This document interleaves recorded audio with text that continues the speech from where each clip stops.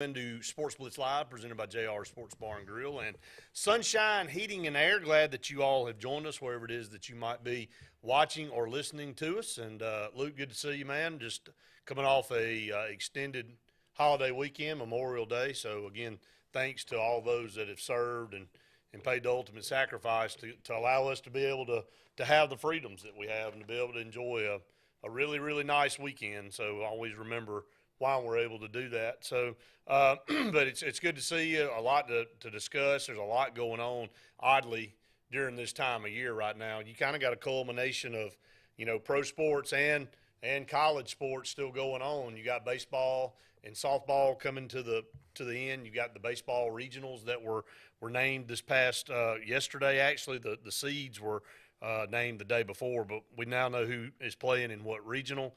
We'll talk about that. Some of the SEC teams that made it in, some that did not make it in.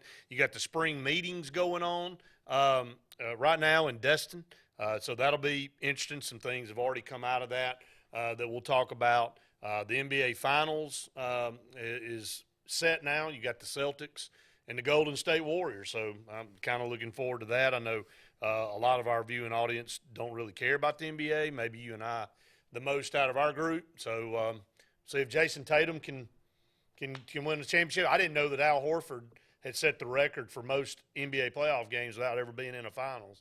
Now he finally kind of crosses the threshold and gets into an NBA final. So, here we go with football. I mean, you got spring meetings, and we'll head right in. That'll be the first thing we kind of discuss tonight. But just a lot going on, and I know baseball is not your forte really. I thought Alabama had a good little run in the SEC tournament. Wasn't enough to get into a regional.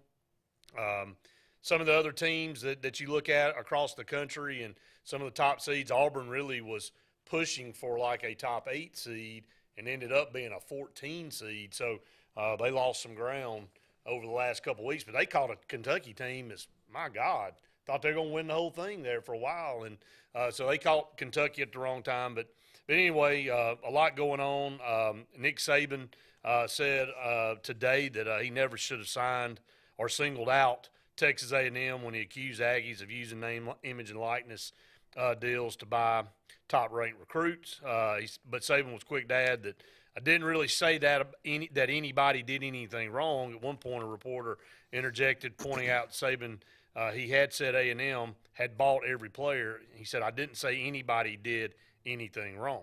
So, and I think that's right. He said it poorly, but I do think that's right. And, again, what he's trying to say is, look, we don't want – the whole point of NIL is that you get your NIL money once you're on campus and at least or somewhat established to some degree right. Instead of promising stuff you can get before you ever even sign on the dotted line. And, I mean, look, it's probably semantics at this point because everybody knew it was going to come to this. And I think that's the frustrating part for Saban is that he's saying, look, we all knew this was coming, and yet it feels like nobody's doing anything to stop what's happening. Right. And, again, so what Saban will do is if nobody will stop the stuff A&M's doing, he will say, okay, we're going to do it too. And then he'll probably do it better than what A&M's doing. And that's been his MO is, he raises an issue.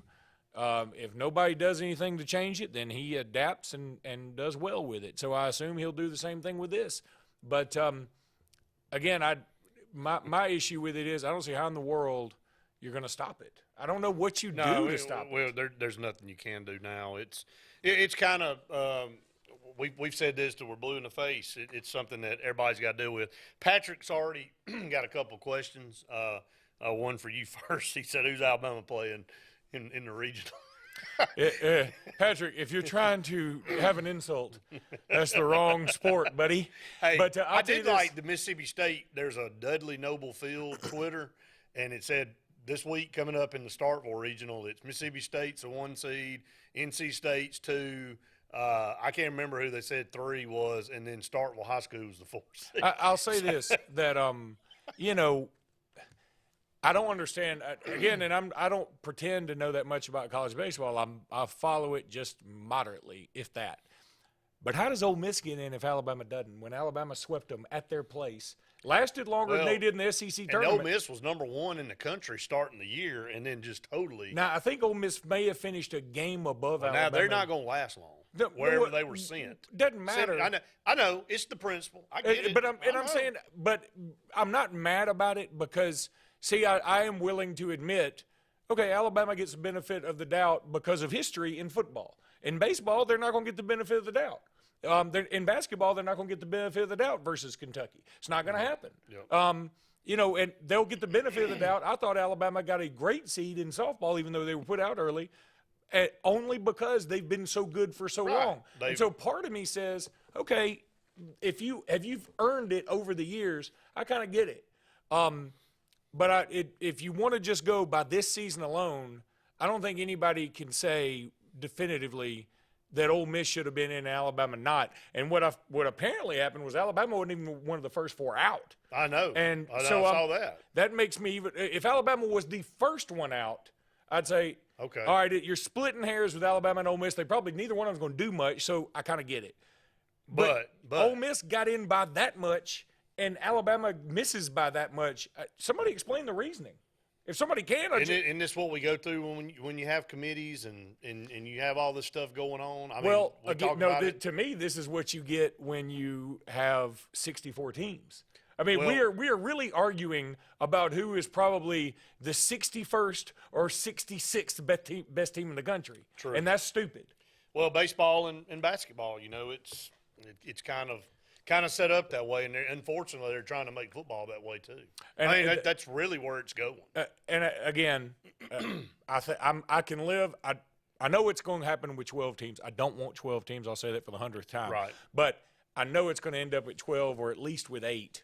And I can live with 8 if we just say we're going to take the best 8. What we believe to be the best 8. We're not going to take. Let's be honest. The NCAA is in the business to make money. Yeah. And the reason they continue to expand the basketball tournament is because of money. More games, more TV, more money.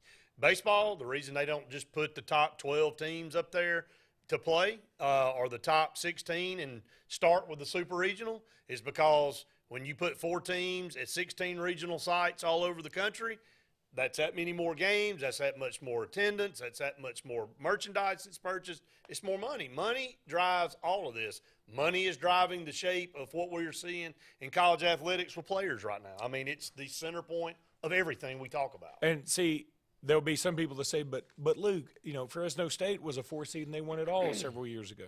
Yeah, that's right. That just proves my point even more, that the regular season meant nothing because Fresno State probably shouldn't have been in, but they got hot at the right time. And again, I know that baseball is more of a tournament sport towards the end, just like basketball. Right. So I get all that. I'm just saying I don't like it where I hate the argument of this team was hot down the stretch, so they should get the nod. Why do you only get credit for being hot down the stretch? Why wasn't being hot at the first good too?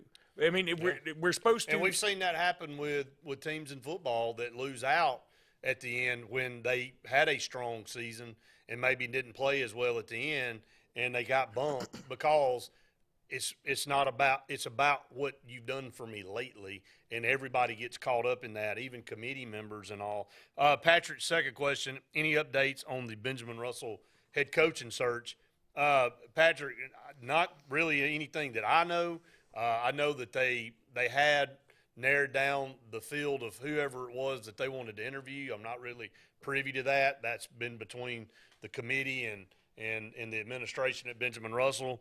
Supposedly we're interviewing those candidates last week and hopefully going to be offering and making a decision to somebody soon, if not already. So I haven't been told any updates on that, but I'm with you. I'm sitting on pins and needles waiting to hear who the next head football coach at Benjamin Russell will be, and whoever that coach is going to have to hit the ground running because we're in June, and it's a situation where you got June and July, and you got 7-on-7s. He's going to have to come in here and schedule things and get things rolling, and there's just a lot of work to be done in a small amount of time. You got to get to know your players first. It's going to be really hard to build team chemistry at this point. I mean, it's June 1 essentially.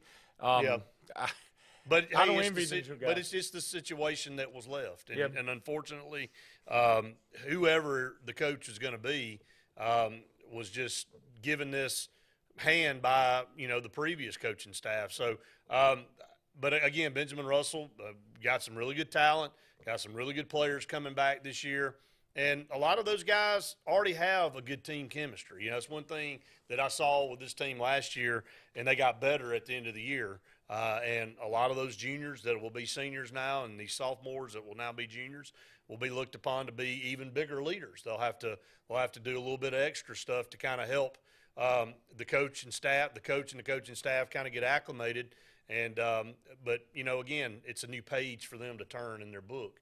So I know they're excited about it. And hopefully sooner than later, that coach will be named and we'll know who it is, and we'll have them on, whoever it is, as soon if they got time.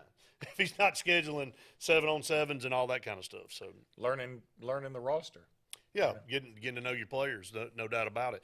Up against the first break of the program, if you got any comments or questions, we'd love to hear from you. If you'd like to call us, 256-234-6221 is the number to be on the program.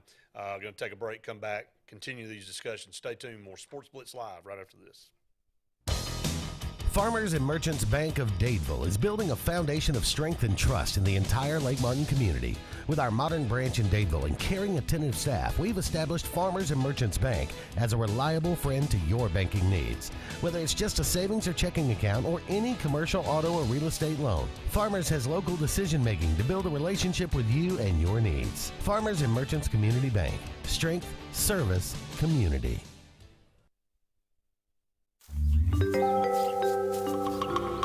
What's the verdict? Can't fix your heat pump.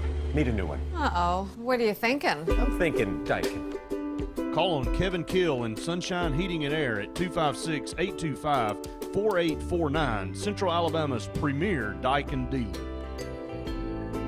So what's he thinking? Oh, he's thinking Daikin. Daikin, one of the top selling in the world. Now I'm thinking Daikin. Daikin. Comfort for life. Russell Do-It Center and building supply stores have the tools and materials to get the job done right, whether you're a professional contractor or just a weekend do-it-yourselfer. With everyday customer conveniences like a drive-through lumberyard, price match promise, and our Best Rewards program, each of our 9 locations offer top brands and building materials like lumber, hardware, tools, paint, lawn and garden, and much more. Visit today and see what Russell Do-It Center and Building Supply can help you build tomorrow. You want the best opportunity to be successful in life. You deserve that opportunity. Well, you just happens to be in our motto. Central to you, central to your success. Your future is right now. Don't wait. Make your dreams a reality by enrolling at Central Alabama Community College. Register today at cacc.edu. Don't be caught in a dirty vehicle. Lake Martin Mobile Detailing will have your vehicle or boat looking like brand new in no time, and you'll be back driving in style. They specialize in detailing, paint correction, gel coat restoration, and ceramic coating. Take it to the professionals at Lake Martin Mobile Detailing. Call them today at 256-794-2328 or stop by and see them at 702 McCarty Road in Dadeville. Mention this ad and receive $10 off. Lake Martin Mobile Detailing for your cleanest vehicles around. Skag, the toughest name in lawnmowers. Unmatched quality and performance for over 3 decades. The clear choice, the best mower money can buy for work or at home. Top lawn care professionals and discerning homeowners know that Skag means productivity and reliability. Every Skag mower is proudly built right here in the USA. Don't settle for anything less than simply the best. Skag. Satterfield Outdoor Living on Highway 280 in Alex City.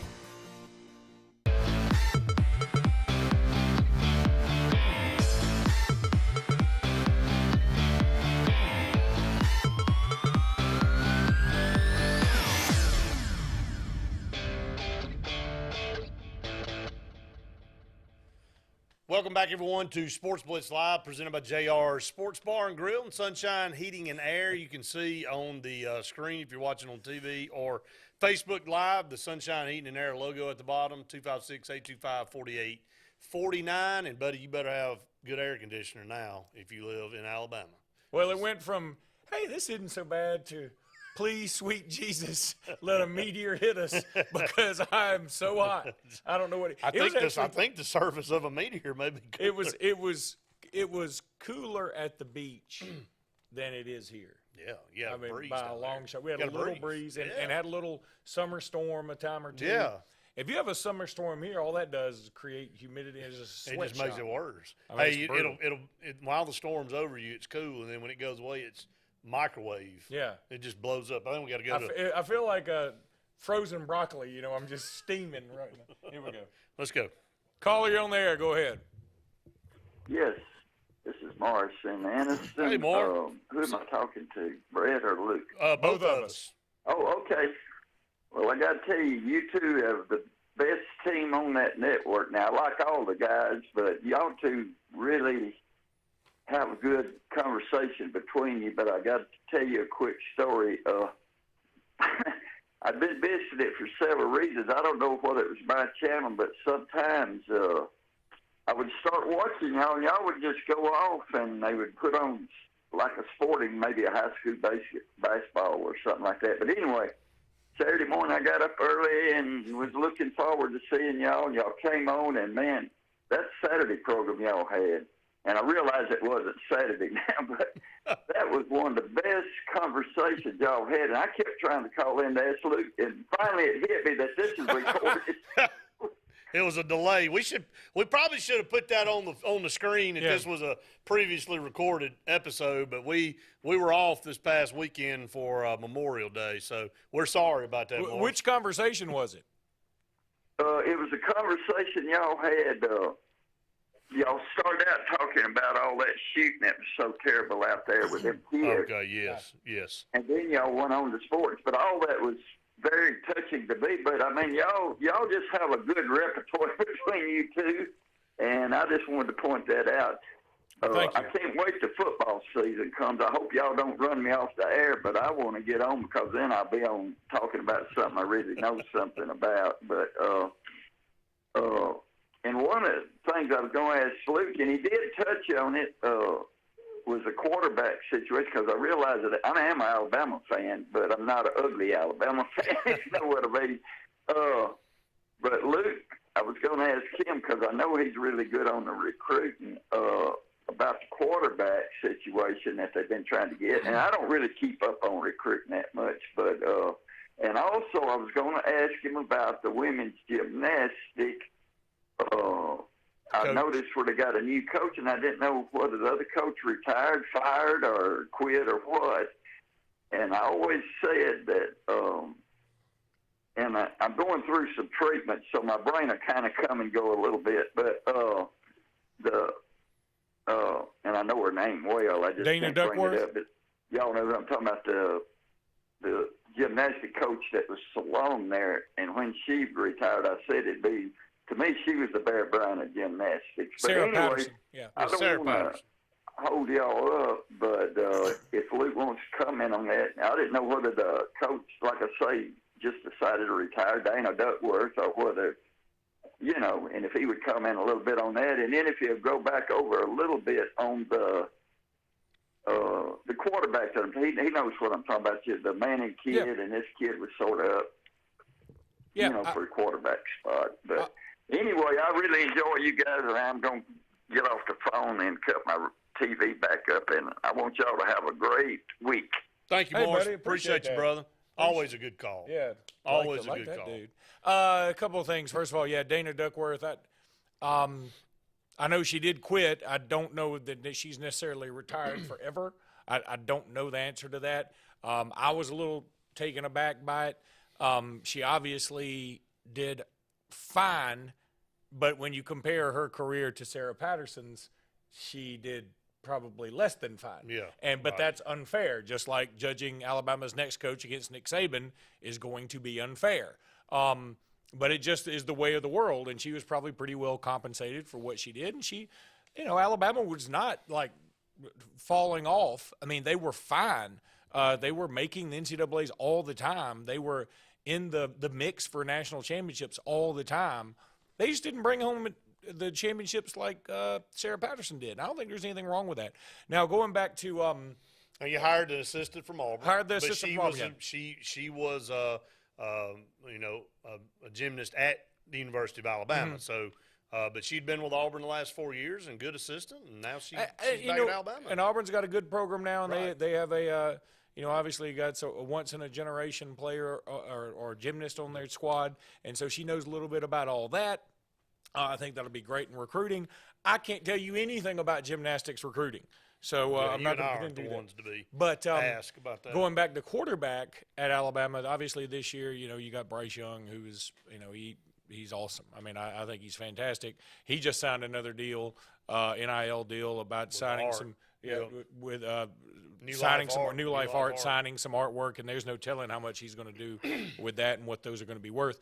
But then you have Jalen Milroe. Now, he and Milroe were out at a passing camp recently. I think it was Steve Young's passing camp out in California, and they're both just they're good friends and hanging out and doing their thing. And then you got Ty Simpson coming in as a true freshman, also borderline 5-star guy, a very good sort of a dual threat from Tennessee. So Alabama's really only got 3 quarterbacks that are pretty well known on the roster this year. And then they got another one coming. And then they got one named Eli Holstein. So they're all not going to stay.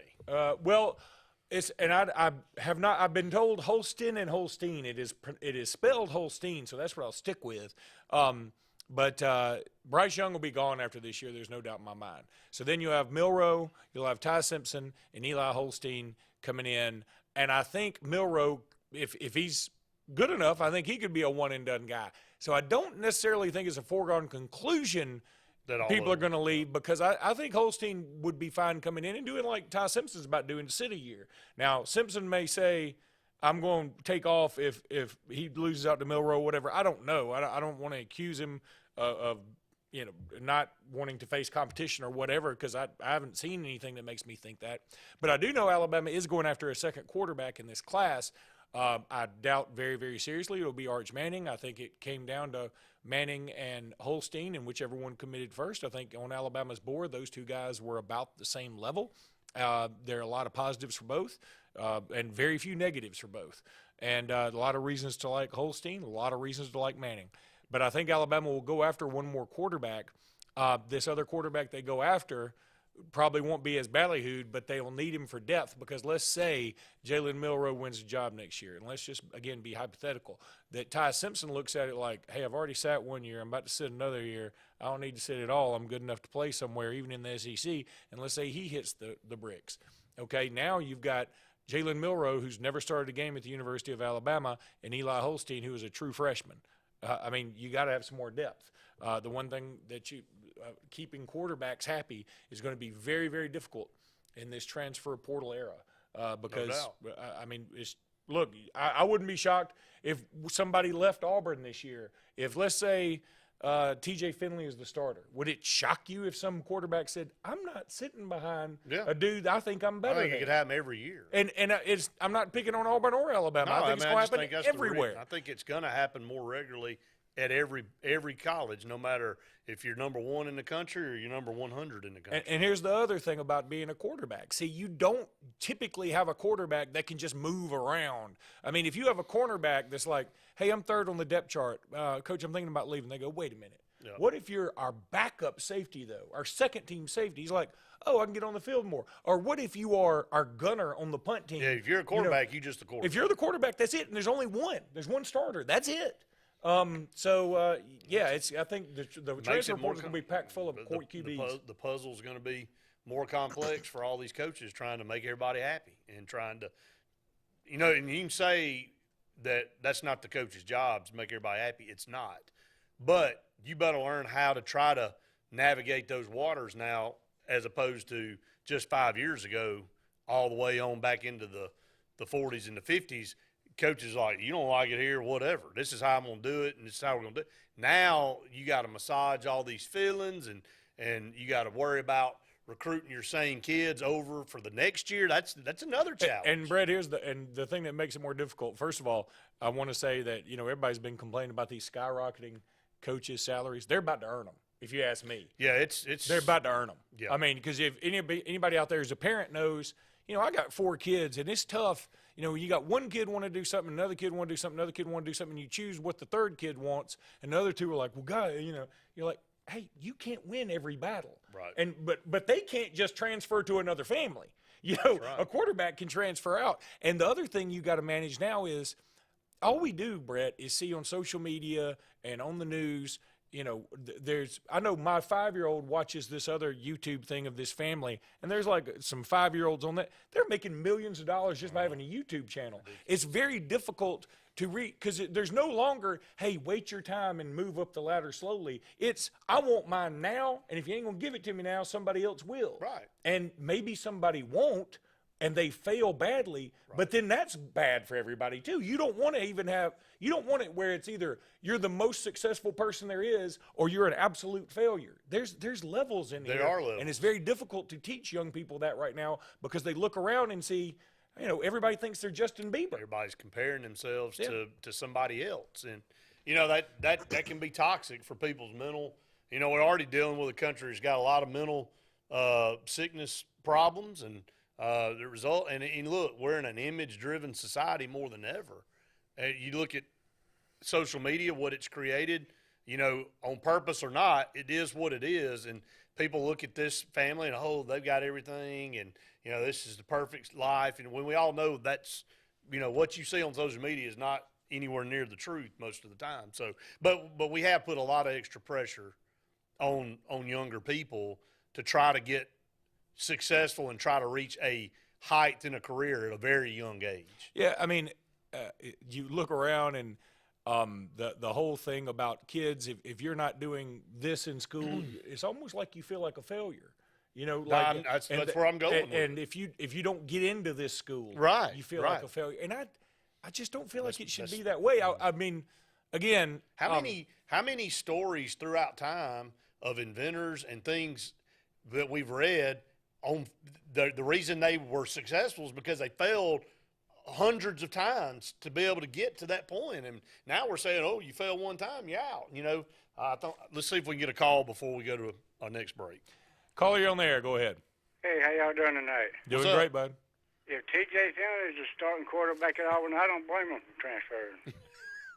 Yeah, it won't be just other quarterbacks transferring. It's probably going to be a lot of other people. Fans. Yeah. All right. Thank you. We appreciate it. We're going to go to break on that one. We come back, we'll keep the discussion going. Stay tuned. More Sports Blitz Live right after this. Growing your business isn't just one thing. It's a million little things. Should you lease, rent, or own? How fast can you get that part? Does it fit the budget? That's what your local cat dealer is here for. With expert advice, flexible financing, and industry-leading equipment, you can get the job done day after day. Visit ThompsonCat.com, your compact equipment provider. WOTM is the television provider for all Alabama High School Athletic Association championship events and special programs. WOTM is your home for the Super 7 football, state finals basketball, baseball and softball state championships, the AHSAA weekly show, and WOTM also produced the first ever football playoff show, Super 7 preview show, and reclassification reveal show. Your exclusive home for all things AHSAA is WOTM. Contact your local cable provider to request WOTM to your channel lineup. You want the best opportunity to be successful in life. You deserve that opportunity. Well, you just happens to be in our motto, central to you, central to your success. Your future is right now. Don't wait. Make your dreams a reality by enrolling at Central Alabama Community College. Register today at cacc.edu.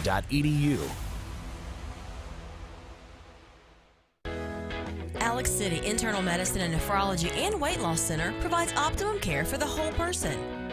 Dr. Dimo Popov specializes in the prevention and diagnosis of high blood pressure, kidney disease, diabetes, and acute and chronic conditions. Our weight loss clinic offers lipo shots and a guide to healthy weight loss. Alex City Internal Medicine and Nephrology and Weight Loss Center, where lifestyle changes are made.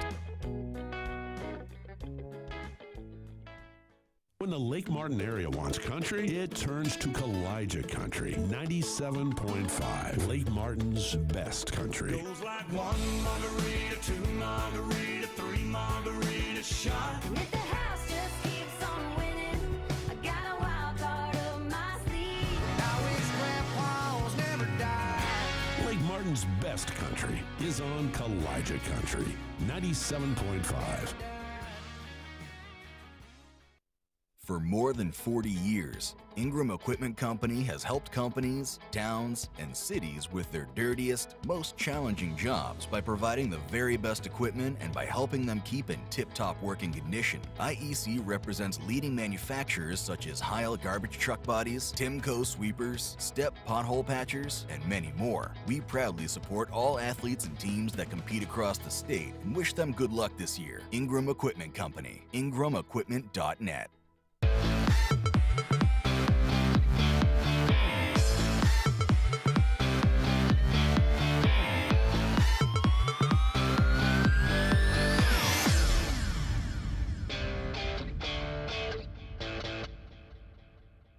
Welcome back, everyone. Sports Blitz Live here on this Tuesday night. Give us a call, 256-234-6221. Comment on Facebook Live if you want to. Sports Blitz Live, sports with a Z. You can comment away. We've already had several comments, already had a couple phone calls here in the first 30 minutes. Get them in there if you'd like to talk about something. Kind of moving into the next phase of what we're talking about with spring meetings going on in Destin. Texas and Oklahoma scheduled to join the SEC, obviously, in 2025. It's been part of a lengthy discussion about the schedule format moving forward. There are multiple plans being debated for a new format, which include a decision on a number of conference games, 8 or 9, permanent and rotating opponents, whether the SEC will keep its wildly successful division format or move to no divisions, kind of like basketball now. They're as important as any other member, an SEC AD told me. Texas and OU do not have representatives here at the SEC spring meeting. So that'd be weird if they did. They don't need to. But look, I'm all for they got to figure out a way to go ahead and get them in this thing. This is so inevitable. That's obviously. A long way off. It's really a long way off. It just needs to happen for the betterment of college football. It just feels like this horrible, lengthy divorce. Did you see it was played in the Big 12 baseball championship, Texas and Oklahoma? Yeah. Boy, that just adds. I mean, boy, that conference is going to dissolve. If they've got to just let them out. I know they probably owe some kind of penalty. There's got to be some kind of negotiation with that. I really do think it'll happen for 2023. I really believe it could.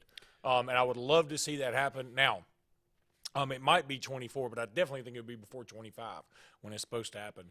As far as going back to these schedules, I think the SEC should definitely go to the 3-6 model. We talked about this last week. 3 permanents and 6 rotating. I think it's an easy call. I would do Alabama, Tennessee, Mississippi State, Auburn, Alabama. Tennessee, Mississippi State for Alabama, and then for Auburn it'd be Alabama, Georgia, and either Mississippi State or Ole Miss. I'd probably lean Ole Miss just to kind of swap it up a little bit so there's not so much overlap. But and also that'd be kind of tough on Mississippi State. But I would love to see something like that. I think all those rivalries make a lot of sense. I think it's crazy. I've seen people say Auburn should have Alabama, Georgia, and Florida, and I've seen people say Alabama should have Auburn, Tennessee, and LSU. And I mean that's just murderous compared to what everybody else had. Right. I think you got to figure this out now. The SEC can be somewhat cyclical. I mean, you may run into Mississippi State one year where they have a Dak Prescott or whatever, but for the most part, we know what they're going to be. Right. Right. Now, what's funny, Brett, we talked about this on the Locked On Bama podcast because we were complaining. We're not complaining. We're just talking about how, man, coming up, and I know Auburn's got some teams. I know Auburn's got California in 23 for a home and away, Baylor coming up, UCLA coming up, Miami coming up. Alabama's got Wisconsin and West Virginia and Notre Dame and Oklahoma and Ohio State. All those teams coming on the schedule. They certainly got to finish up what they got going on with Texas. But so Alabama in 1 year could have something like a Wisconsin, a Notre Dame, I think Alabama actually plays Notre Dame and Ohio State in the same year coming up, but along with 9 SEC games. That's brutal. But I went back and was thinking about this in 1986. Now, the SEC only had 10 teams then, and the SEC members only played 6 games. That feels like a gazillion years ago. Yeah, it does. But in 1986, Alabama's schedule was at Ohio State in the Kickoff Classic, Notre Dame in Birmingham, Penn State in Tuscaloosa. Now, they had 5 non-conference games, and I think the other 2 were like Memphis State, which again, and Southern Miss or something, Right. which they're not great teams, but they are like in the group of 5. They had no Sure. soup cans. Well, they were a lot better then than they are now. Yeah, right. But, man, and you play an SEC schedule along with Notre Dame, Penn State, and Ohio State, a Penn State team that went on to win the national championship, by the way. Oh, my God. I mean, we forget about this is how we used to do it.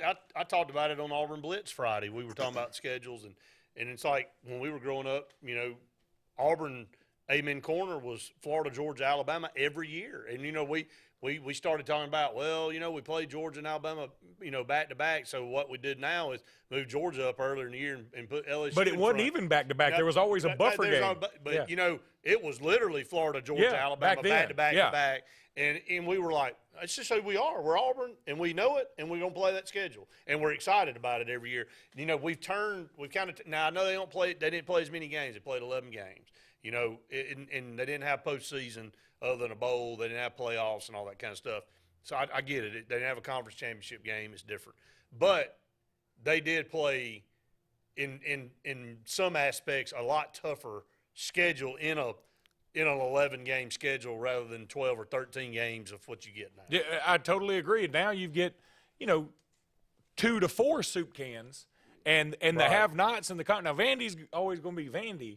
But it's different, and we're just talking about it. And I think we're transitioning back to playing tougher schedules because what everybody's seeing is, all right, this playoff format's coming in. There is going to be a committee, and I think everybody's banking on the fact of we're not going to have these automatic qualifiers. So play the best teams you can play, look the best you can look, right? And that will get you the benefit of the doubt, kind of like basketball. And I think that's. I prefer it that way rather than playing a bunch of soup cans. Right. Texas, Oklahoma will be part of the discussion moving forward, too, about the SEC forming its own playoff. Now, that's another thing that's being kicked around. We had Jason Caldwell on Friday on Auburn Blitz. You and I talked about it last Tuesday. We do think it's a posturing move by the SEC. Don't really see any type of formality of that really becoming a reality, but it's the SEC moving forward to say that eventually there will be a Power 5 only playoff system that will include the Big Ten and the Pac-12 and the ACC and whatever's left of the Big 12, and then there will be a Group of 5 whole different deal, which I think is perfect for college football because you and I talked about Southern Miss really becoming irrelevant because of the way college football is. And I talked to that guy who went to Southern Miss, and he talked about it. He said, look, we've conceded. We know we can't compete with Alabama and LSU and Auburn and all the SEC schools, whereas we used to go and play a few of them, and we could take them to the end and sometimes beat them if on a good year. And he said, now we get beat by 60. But now you make Southern Miss and Tulane and all those teams relevant again if you separate. And if I'm in the Group of 5, I want that now. Now it's fun to watch that league, and it's fun to watch the Power 5 league. You got all the elite of the elite, all the top money, everything going into the Power 5, which we all know is going that way anyway. But now you've made all these Group of 5 teams back relevant because they have something to play for now. They've got a championship they can play for. Yeah, I think it's fun. I think it is better that way. Everything in college football is trending towards NFL-esque, and I feel like what's going to happen is we're going to have 60 or so teams that are going to be in sort of an NFL format, and that's the way it's going to be. And yeah, there'll be some nostalgia. There'll be some, man, I really miss the days where we could play a Memphis State or, we could play even a Mercer and bring our family on the cheap. because what's going to happen is you're going to be playing somebody good just about every week, and no longer going to be able to have these cheap games. Well, that's what I told when Andy and I talked about it Friday. You know, Power 5, you got all the elite players, you got all the money. Suck it up, Buttercup. You're going to play 11 really hard games back to back to back to back to back. There are no breaks. You probably have some off weeks built in there, 2 off weeks, but the 11 or 12 games you play are going to be brutal. They're going to be teams as good as you, if maybe not better than you on most weeks, and that's just the way it is. But you're playing in the big boy league. That's what you're going to get. You're not going to play Ball And you're State. getting big boy money. That's right. Yeah. You know, so with the money, with the fame, with the exposure comes a tougher route, and you know, that's fine. That's the only way I would advocate like a 12-team playoff. Again, I think it's coming regardless, but the only way I would be for 12 teams But that's going to happen. is if we had 60 or so teams to choose from. Because, frankly, I can tell you, beyond the shadow of a doubt, Boise State just doesn't deserve to be in a playoff. But they'll be in the group of 5. They'll be with Cincinnati. And, you know, and I know Cincinnati's moved conferences and they're now – but here's the deal. The 65 or 64 or 60 teams, however they're going to do it, when they pick that group, they're going to go out and hand select who they want. It'll be the SEC as a whole. You think Vanderbilt makes it? If they do start picking, they may not. Well, this is where you start getting into a mess. As one of the founding members of the SEC, I think it's going to be tough to get them out. But Vanderbilt doesn't belong in the Power 5. No, I mean, let's just be honest about it. Okay, I agree, but they have been even just a tag along for so long that I feel like they will get in. And what worries me, Brett, is this: I think the SEC is going to be fine. That's why Oklahoma and Texas won't in too. Is they're like, we want to be under this SEC umbrella. They're going to be protected. Those 16 teams are going to be fine. Right now. What's not going to be fine is whatever the Big 12 is. You know, we can't even name them all right now. Remnants. Now, what's going to be bothersome is, I think the Big 12 will sort of go away. And college football will have, like, instead of NFC, AFC, they might have 4 conferences. Right. You know, one called the SEC and the others called whatever the heck they're called. They may have a lot of shuffling. And the only problem I see with that is, Brett, there was a lot of pro football before the Super Bowl era, right? But how often do we talk about it? We talk about Super Bowl, you know, from the Super Bowl 1 on. Right. Nobody really talks about anything before it. Every so often somebody will bring up a Gale Sayers or somebody like that, but we're not going to talk about it much because we don't even know what conferences was, and it's going to be hard for me as a college football guy that grew up on it, knowing who was in every league, not being able to say, you know, the Big 12, being in the Big 12 means something. Once that dissolves, it's gone.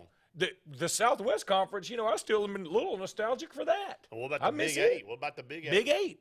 The Big 2 Little 6 is what they called it. I mean, I even liked it. Right. It's college football is going to change so dramatically.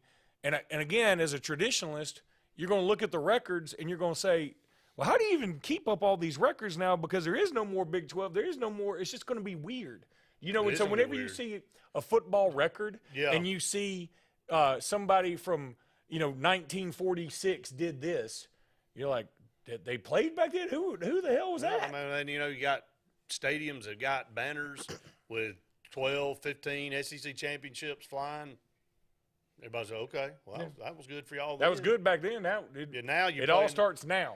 Well, and that's where we're going. And the moment we went to playoffs, that's what happened. Because it used to, you know, winning an Orange Bowl, shoot, Brett. I mean, in the 80s, if you had told an Alabama Auburn fan, hey, you won't win the national championship, but you can win the Orange Bowl, you'd be like, let's throw out the Orange Bowl. I know they wouldn't have gone. But you'd say, wow, sign me up. You're guaranteed an Orange Bowl. Because there wasn't but 3 or 4 bowls. You know, that's the thing. I mean, there was the Orange Bowl, the Rose Bowl, the Cotton Bowl, and the Sugar Bowl. Yeah. And that was it.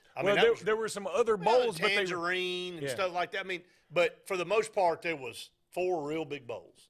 And, you know, you only had a sprinkling of other bowls. So even just to make it to the Citrus Bowl or something was prestigious because maybe there were only 10 bowls total. Now there's 800. And again. And everybody gets in. Yeah. So, there are a million problems, and it just, I hate that our sport is changing so quickly that it's really.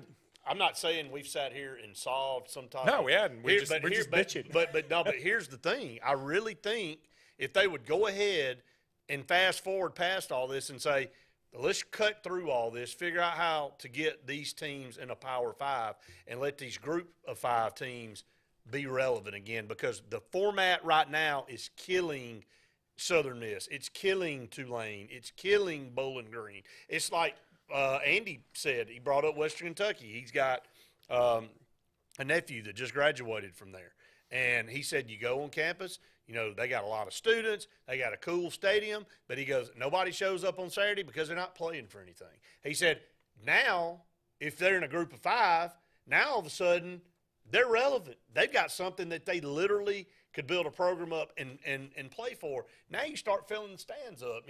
You give these teams a purpose to play for. The only reason Cincinnati got in this year is because there weren't true 4 teams that were dominant. And the media got behind Cincinnati because they were having a good year. And after so many weeks of media push, they got Cincinnati in as the 4 seed. Now, we saw when they got there, they didn't really belong there, and we all knew that was the case. But just to make everybody happy to say, look, somebody outside of the Power 5 can make it in, and we all knew what the results are going to be anyway. But now you give Cincinnati an opportunity to go play for the group of 5, they probably favored. Yeah, and I mean, I think that's awesome. If I'm playing for Cincinnati, I'm thinking, man, hell, I'm gonna win a championship. I mean, to me, it's like having a varsity and a B team. Not everybody belongs on varsity. I mean, and no, not as many people go to the B team. But I'm gonna tell you, if the B team can win a championship, But wouldn't you watch the group of 5 playoff? yeah, I would watch. I mean, if you had it on the off days of the Power 5, now everybody's got some really good football on both sides to watch. And here's the honest part about it. The Power 5, and I said this Friday, the Power 5 is going to be very NFL-ish. The group of 5 is going to be where your pure college game is going to live. That's where your pure college football that we've all known growing up will survive. And boy, we're probably way past the break, but I mean, we're just spitballing here, and I can't stop. We missed 2. Well, just double them up. We got to go here in just 2 But minutes. what I'm going to say is the only problem with all this, and this all sounds great until you say, oh, but wait a minute. The moment somebody gets a good player in the group of 5, Well, they know, but they're transporting up because there's total free agency. But I think they know that. I think they know that if they get a 3-star that comes to Southern Miss, I'm just going to keep using them, and he blows up, they know good and well he's not going to stay. But they did get 1 year out of him. And he's going to go where the money takes him. So I'm fine with that. They've already consoled themselves they're not going to keep him anyway. Well, but now the flip side of that is if an Alabama player, let's say, throw out a quarterback who's third team at Alabama down. who's probably a 5-star, Southern Miss says, come on, we just lost ours to Mississippi State. It could happen. Bring your bad self over here. We'll guarantee you a start, and we can get you an NIL There you deal. go. I guess it could work both It can ways. work both ways. Be good. Up against the break. Stay tuned. More Sports Blitz Live right after this. Whether it's Lake Martin, Lay Lake, or Logan Martin, boaters from all over the state of Alabama come to Alex City Marine, just off Highway 280 in Alexander City, Alabama, because it's worth the drive. With the best deals on unbeatable Suzuki outboards, Manitou and Landau Tritoons, and a great pre-owned inventory while they last. Alex City Marine is the pros the locals know. And no matter where you're from, when you're here, you're local to us. Alex City Marine, just off Highway 280 in Alexander City, Alabama. AlexCityMarine.com.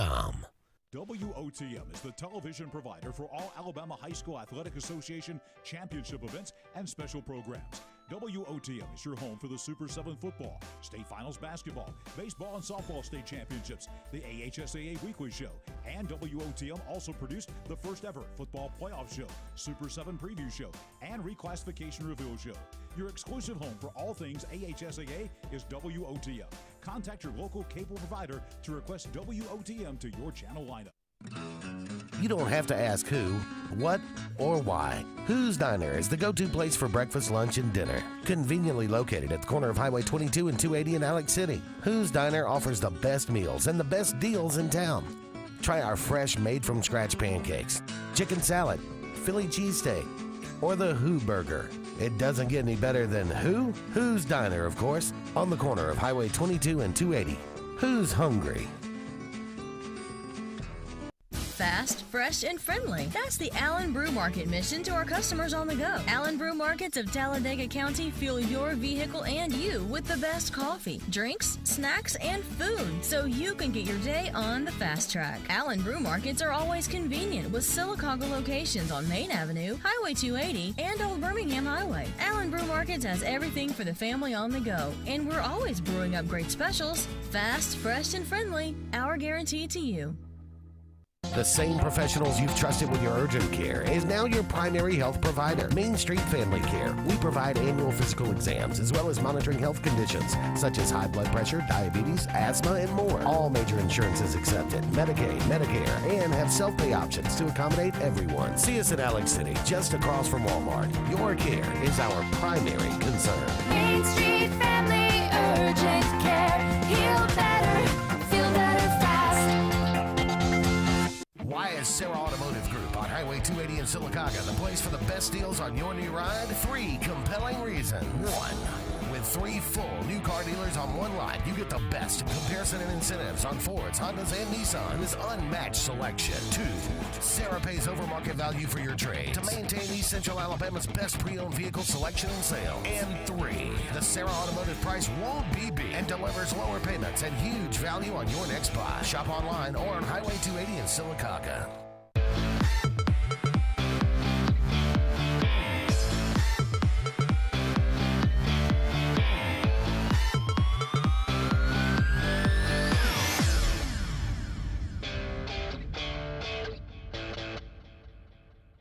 Welcome back, everyone, to Sports Blitz Live, presented by JR Sports Bar and Grill and Sunshine Heating and Air. Final part of what we want to talk about, since we're in the short segment here in the first hour, about to head into hour number 2. The 7+1 or the 3+6 for the new schedule. This week, they could make that decision. So I think you've kind of made your point about the 3+6. I think it's time for a little bit of a change. I'll be honest with you. We talked about it last week some, but I'm all for a new format, kind of spice things up. Look, we're changing everything in college football anyway, so why not change this and make it a little bit fun, at least for now. And then you're not locked into this. I think you go back and you reevaluate, your opponents in 3 or 4 years, and if one's dragging around and somebody's just in a brutal little pod, then you swap things up maybe. Well, I'm hoping that the 3-6 model makes it where even if you have a hard threesome, and look, the whoever Vandy has is going to be difficult by definition because they're Vandy. So it was almost like when they released the 2020 schedules in the COVID year, and everybody was like, well, Arkansas got hosed. You remember that was the big topic, and they had to, but you knew somebody was going to be, and it just the way it is, because nobody's, whoever you put in Vanderbilt's deal, like you said, you're gonna look at them and go, well, that ain't fair. Well, because everybody's better than them. Well, so. And look here, if you draw Alabama right now, you're probably like, I can't believe it, but Nick Saban's not going to be there in 6 years. I don't think, but I mean, and if you draw Florida right now, you're like, be all right, I can handle Florida. Well, I like what Napier's doing. He may put something together here. I mean, they've got more, what do you call, not assistants, but analysts than I think Alabama does by a long shot. I mean, he's figured that, he's gamed that system pretty well. I think Florida's going to be on the come up. So, you may look at some of these and think you're getting a break or not getting. Look, 2 years ago, if somebody said Arkansas is going to be in your pod, you'd be like, oh yeah, now where are you? Yeah, you're probably like, oh crap, ain't real popular now. If I were putting 2 other teams in Vanderbilt's pod, I'm probably putting. I know they're going to want Tennessee in there. Tennessee will be in there. But I would put Kentucky and Missouri in there. I'd be willing to bet. Look, all right, boy, I don't know if this is good sports talk or not, but we talked about what Alabama's and Auburn should be. I don't necessarily feel like we need to go through what Vandy should be, but if you're Florida, let's say, I think Georgia's a no-brainer. I think South Carolina is probably another one that makes some sense to me. Right. Tennessee I could also make an argument for Tennessee, but I'm probably going to go South Carolina. And then I've seen Oklahoma, and I kind of like that They don't have this rich history of playing one another, but they did play for a national championship against one another. They did. And, I mean, Oklahoma's got to pick up somebody, and it's not going to be cool. It's not going to be good for Oklahoma to come into this conference and just pick up Missouri, Texas, and Arkansas or something. That's not going to be good. Or Texas A&M. They need to pick up a traditional SEC team to sort of bring everybody in because they're so far west. Intertwine it. I mean, then you got an argument about LSU and who you going to put in LSU's pod. Who's the two teams you put with them? I think A&M is a no-brainer. In Texas. I think A&M is a no-brainer. I would be fine with Texas. I feel like LSU to me screams LSU, Arkansas, Texas. No, not Texas A&M and Ole Miss. But, they play for the boot every year, so Arkansas may be a permanent. That's what I'm saying. LSU, yeah. I'm saying LSU gets Arkansas, A&M, and Ole Miss. So, no, they don't get you the new blood, but I feel like that makes some sense. And then when it goes to Texas, I think now, me personally, this probably won't happen. I've been told this probably won't happen. But I would say Texas, Texas A&M, Texas, Oklahoma, and then maybe you give them somebody like an Ole Miss. Maybe you give them or Arkansas even. The fun thing to me is going to watch because Texas has not been a powerhouse in a while. Where they'll fit in this league record-wise the first few years. Where will a team like Texas and even Oklahoma? I mean, Oklahoma has had Lincoln Riley, but now they've got a new coach, and they've lost several players. They got Brent Venables over there as a head coach, but I mean, where do they find their niche? But I think more eyes will be on Texas because Texas has been a predominant power in college football, and then you look at them and say, man, they may come in the SEC and be like a 6-6 team. Shoot, they're a 6-6 team where they are. That's what I'm saying. Yeah. So I mean, it may be worse. So they could have a losing record coming in. But I mean, now see, I love the idea. I don't think they'll make Texas and Texas A&M play each other. I think there's too much bad blood right now. It makes perfect sense. Oh, I think they got to make that. Okay, so if you do that, let's just say a perfect world: Texas, Texas A&M, Texas, Oklahoma, Texas, Arkansas. Man, that's three traditional rivals of theirs. It is. And so I dig that. Well, to me, that shows that they belong.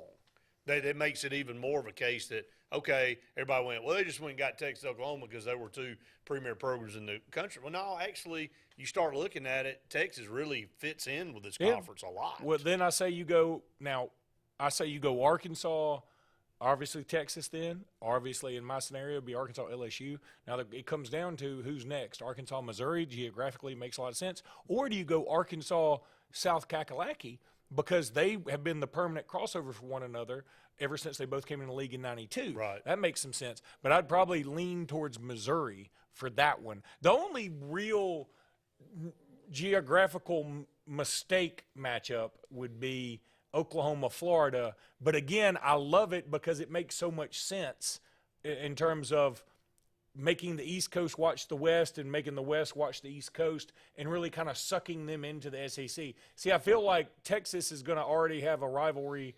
If they do get Texas A&M, who's been in the league for, now they've been in the league for enough time, and they get Arkansas, who's been in the league for 30-some-odd years, then, okay, we get it. Now they have to play Oklahoma. They have to. I mean, you can't get rid of the they've got it. The Red River rivalry. Shootout. We can't call it a shootout anymore. So I'm what's terrible, and there were like by definition 4 mass shootings since Uvalde, Texas. It's unreal. But it's all how you define a mass shooting, I guess, because when I think is that more than one? Well, I think and see, I look at Uvalde as different in the sense that guy was mentally disturbed, and he went in with a purpose to do this. And I think other mass shootings come under the guise of somebody's pissed off at a party, and he meant to shoot at somebody. Then he sees he was trying to shoot somebody else, and maybe he hit 2 or 3 people. Now, there is a difference there in how it came about. But if you're looking at it from purely somebody shooting a gun in a crowd or shooting a gun with a lot of people around, and you actually shoot 10 people. See, and again, to me, Uvalde, everybody's who's clinging to that for gun reform, I think that's misguided. I think it's more applicable to when somebody does have the other type of shooting where somebody just pulls out a gun and gets because they get mad spur of the moment. Right. Uvalde, I think that guy was going to kill people regardless, and somebody will say, well, he may have only killed. But he would have found a way. Yeah, he may have only killed 3 children instead of 19. But my point would be, yeah, the point is though, this guy was so disturbed. We need to focus on his mental health versus what he would have used because he was killing somebody. True. He tried to, he went after his grandmother. Tried to kill his grandmother. And, that guy was so disturbed, maybe we could have gotten to him sooner had he known about help or whatever. Right. And he already had passed the background check and had the gun legal. I mean, he was a legal gun owner. So, enhanced, protocol and all that would not have stopped him from being able to own a gun. Illegal people are going to find a way to get things illegally. Period. What you do with this other stuff is you punish the people that follow the law. And again, that's what you do. We're not going to get into the gun debate. No, I'm just saying but I that's want to what say happens this. there. I know, I hear you. But what I want to say is, as a guy who's never owned a gun, don't like shooting them, don't like hunting, don't like skeet shooting, don't like none of that stuff. It's just not my thing. I don't understand why anybody should be able to get an AR-15. I don't get that. Now, there are gun folks out there saying, I want to be able to protect myself the best way possible. And I understand that. But there is part of me that says I just don't get why that's even available, why that's an option. Yeah. And a military-style rifle. I just don't understand why it's an option. And if I feel like there would be common ground here if everybody would say, okay, how about this? No more AR-15s, but we're not going to come after your handguns. But what the crazy thing is more people are shot with handguns. Agreed. That's the crazy. I mean, ARs happen to be the target because they are rapid fire, semi-automatic or automatic, whatever. But 90% of the time, is somebody pulling a pistol out. I totally agree. But it's the AR that gets the stigma. And so you're right. There is a lot that we could go into on this. And Brett, talk. to me, it's sort of like what was the website Ashley Madison, where you could log on, find somebody, have an affair with somebody, and of course that list got out and everybody got in trouble. And my whole thing was, okay, I'm all for freedom of speech. I'm all for do all that. But can we draw the line at this where you make it just easily accessible to hook up with somebody else's partner? Can we draw the line at that and say that is sort of crying fire in a crowded theater? Can we draw the line at AR-15? Yes, I know handguns have done more damage, but my point is this. I just don't see why anybody would ever want an AR-15. I don't see what the possible use it could be for a criminal or for a law-abiding citizen. Right. Now, there will be somebody out there who tell me I don't know what the hell I'm talking about. Well, on the flip Maybe side, I don't. Well, on the flip side, somebody would say, okay, if you're drawing the line at the AR-15, but it's the gun that's least likely to be involved in one of these, then what's the point anyway? I mean, that's what the argument's going to be. They're going to be like, okay, so you're just going to take it away from people that actually wanted to have one legally to do whatever, sport shooting, whatever they wanted. I'm just throwing a hypothetical out there. And they're going to say the law that you've enacted really has had no impact on anything. Look, and I get that too. Right. I guess I'm trying to play both sides. The crazy thing about the ones that are really preaching gun reform are the ones that live in gated neighborhoods and are protected by bodyguards. Yeah. I mean, that's the irony behind that. Yeah, I agree. Hey, you don't need guns to protect yourself. Although my bodyguards and my people are going to protect me with a gun. It's so hypocritical to me. I couldn't agree with that any more than I am. It's just, I guess, from a guy who has. I know. There's people that choose not to own guns, and there's people that choose to own guns. What you got to do. And I think we're seeing what evolved in Uvalde, Texas, is that school didn't have the correct safety measures to prevent a guy from coming into that school. And again, we're SportzBlitz, not all this other stuff right. Blitz. Not but I'll say this, that about that. Anything can happen, even though you've got the tightest of security. That's what I was about to say. I get that. I'm tired of schools getting the blame because apparently there was somebody who left a door They propped propped the open door for open, some. right. And that could happen anywhere. I Could get have that. happened. And Right. And and let's assume that teacher is still alive. I think she is, or he is, or whoever. I mean, can you imagine the guilt they feel forever about that? I get it. And they shouldn't, because we've all It done goes something. back to your point that you originally said, and I know we got to get to break. Somebody like that guy was going to hurt somebody, period. Whether he got a grenade, whether he got some type of gasoline and a match, he was going to find some way to be destructive. That's the unfortunate thing. It's like somebody that we don't deal with a lot of suicide bombers over here. You know, everybody says, well, the United States has all these mass shootings. They don't have those in the Middle East. Well, we don't have a bunch of people with stuff strapped to their chest to walk in the store and blow the whole place up either. So, you know, but somebody's willing to do that. There's nothing you can do to prevent it happening unless you get to somebody before they take the stuff on them. And you get them before they actually head off to do what they're doing. I don't even know how we got off on that. I have no idea. So we're going to the top of the hour break. Stay tuned. More Sports Blitz, I think, right after this. Whether it's Lake Martin, Lay Lake, or Logan Martin, boaters from all over the state of Alabama come to Alex City Marine, just off Highway 280 in Alexander City, Alabama, because it's worth the drive. With the best deals on unbeatable Suzuki outboards, Manitou and Landau Tritoons, and a great pre-owned inventory while they last. Alex City Marine is the pros the locals know. And no matter where you're from, when you're here, you're local to us. Alex City Marine, just off Highway 280 in Alexander City, Alabama. AlexCityMarine.com. WOTM is the television provider for all Alabama High School Athletic Association championship events and special programs. WOTM is your home for the Super 7 football, state finals basketball, baseball and softball state championships, the AHSAA weekly show, and WOTM also produced the first ever football playoff show, Super 7 preview show, and reclassification reveal show.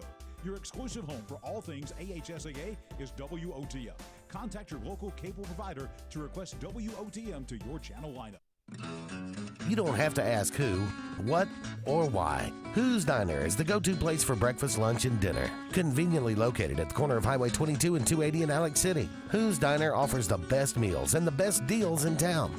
Try our fresh, made-from-scratch pancakes, chicken salad, Philly cheesesteak, or the Who Burger. It doesn't get any better than who? Who's Diner, of course, on the corner of Highway 22 and 280. Who's hungry? Fast, fresh, and friendly. That's the Allen Brew Market mission to our customers on the go. Allen Brew Markets of Talladega County fuel your vehicle and you with the best coffee, drinks, snacks, and food, so you can get your day on the fast track. Allen Brew Markets are always convenient with Sylacauga locations on Main Avenue, Highway 280, and Old Birmingham Highway. Allen Brew Markets has everything for the family on the go, and we're always brewing up great specials. Fast, fresh, and friendly. Our guarantee to you. The same professionals you've trusted with your urgent care is now your primary health provider, Main Street Family Care. We provide annual physical exams as well as monitoring health conditions such as high blood pressure, diabetes, asthma, and more. All major insurances accepted, Medicaid, Medicare, and have self-pay options to accommodate everyone. See us in Alex City, just across from Walmart. Your care is our primary concern. Main Street Family Urgent Care. Heal better, feel better fast. Why is Sarah Automotive Group on Highway 280 in Sylacauga the place for the best deals on your new ride? 3 compelling reasons. 1. With 3 full new car dealers on one lot, you get the best in comparison and incentives on Fords, Hondas, and Nissans. Unmatched selection. 2. Sarah pays over market value for your trade to maintain East Central Alabama's best pre-owned vehicle selection and sale. And 3. The Sarah Automotive price won't be beat and delivers lower payments and huge value on your next buy. Shop online or on Highway 280 in Sylacauga.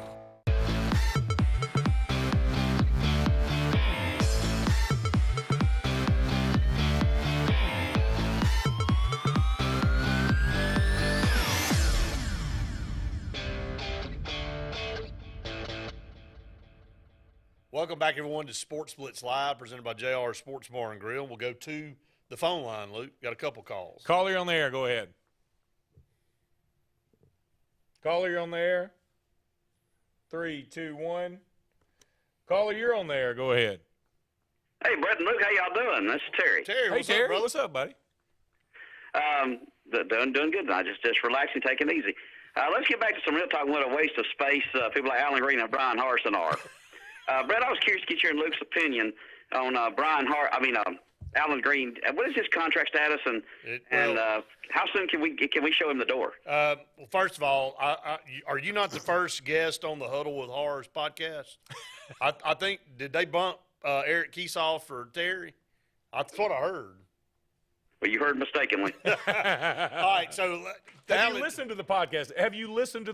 Is it even happened? I have not. Has it? Yeah. People thought I was the guy that, chastising Chiswick at the airport. So, that'd be another good name for a podcast. I'm chastising Chiswick. Chastising Chiswick. No kidding. All right, so Alan Green, his contract expires on January the 31st of 2023. So he has sat down with the new president with a discussion, and word is he's going to sit down a couple more times. I think he's got a big decision to make as far as what he wants to do with Alan Green. Alan Green, to hear him talk, feels pretty confident that he will return. I'm not sure it's that cut and dried. I'm really not, and I'm not trying to say that to be facetious. I'm saying that I really think that this new president's trying to analyze every phase of the college. He knows how important athletics are, and he's evaluating the status of Auburn's athletic program right now, and he's going to make a decision based on whether he thinks Alan Green needs to lead this program anymore. See, I don't see a lot of positive coming out of what he's done. I realize Alan Green's a baseball player and has an interest in, but Auburn's doing okay. The SEC is really good. And I think Tennessee's just gonna mow everybody down. Quite honestly, they look. I did not realize how impressive they really were. But I don't understand the line of thinking there. But you guys know as well as I do that football is the engine that pulls the train in this state, and that's just the way it works. And if you're blowing 28-point leads at home in Mississippi State, there needs to be a change. And I've gotten a lot of criticism for my thoughts on Brian Harsin. But go back a little bit. I'm 55 years old. When Pat Dye come in, you saw, even in the losing season his first year, the way the program was headed.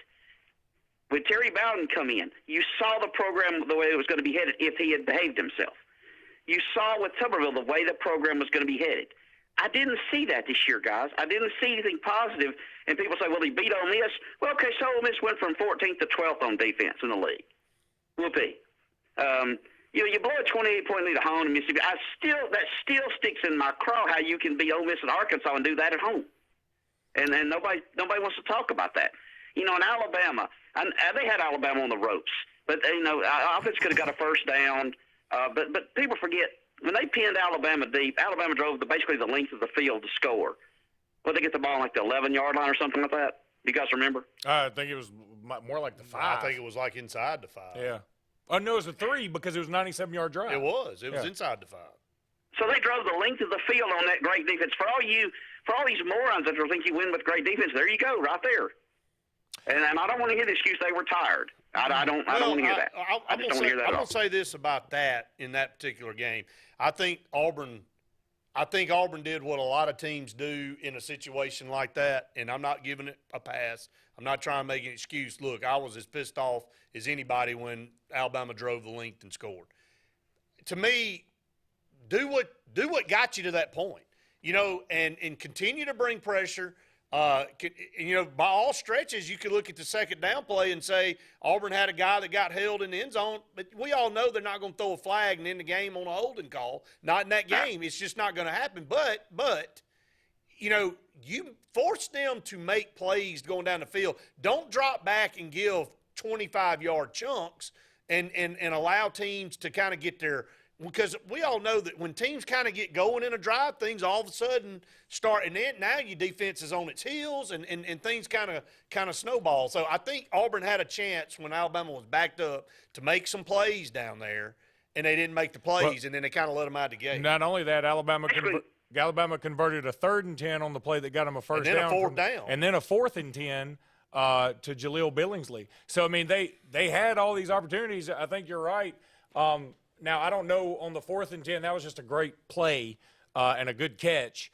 But the other side of it is you let Ja'Cory Brooks, a guy who had basically no catches all year, right, make 2 of the biggest catches of the season. That's just the reality of it. And, I mean, at the end of the day, Derek Mason, he readjusted his defense to more of a prevent, and it prevented Auburn from winning. That's what happened. I can't stand the prevent defense. I can't. I guess it's worked some, but I have not witnessed it. I don't really know many cases that it just prevents you from winning. I can't stand it. I think it's a joke. And if you said it right, Brett. You do what got you there, and I don't quit doing that. And they made Bryce Young look ridiculous. He was on his back a lot, and and here's another thing too. Auburn's defense played way above its head in that game, and I thought they played outstanding. And they had Alabama's number that day. They couldn't block them up front. The unfortunate thing is we didn't have somebody that could score on the offensive side. If Auburn has somebody today, Brett, because I think the college football and football in general is played on the offensive side of the ball now. Well, and if Auburn has a guy at quarterback that can move the ball at all, I think Auburn wins the game by 2 touchdowns. I mean, I'm not saying Auburn was a 2-touchdown better team than Alabama this year, but on that particular night they probably were. But they didn't have anybody that could make Alabama pay for being in Elk that night, and that's just a part of it. That's just the way it happens. It reminds me of the 2009 game so much. I think Auburn on that day was a better team, but Alabama made a drive, and they dug deep, and they made the plays when they need to, and Auburn kind of went in a shell when they had a chance to kind of go for the jugular. They didn't do it, and they let Alabama hang around and win the game. Terry, my theory has always been that you play your best game a couple times a year, you play your worst game a couple times a year, and everything in between is what you are. And I think last year's Iron Bowl, Alabama played one of its worst, Auburn played one of its best. And because of the talent differential, I think Alabama was able to overcome it. If Auburn had been just a little bit better, I doubt Alabama would have been able to overcome it. Or if Alabama had been a little less talented, I know, Jamison Williams went out with the targeting and all this other stuff. But I think that, that's the mark of a good team to me, just like 2009, Brett brought it up, that or even 2004 Iron Bowl, if you want to go that far back. That was flipped. Alabama played its best game with a shell of a team of the year. Spencer Pennington, but playing the wishbone. Right. And Auburn played one of its worst games in 2004 against Alabama. Right. And but Auburn was so much more talented, they were able to overcome it. Right. Right. I just don't see the way things are headed down there. And as far as Auburn on offense, I think they got one player on that offense that could spend any time playing time at Alabama, and that's Tank Bigsby.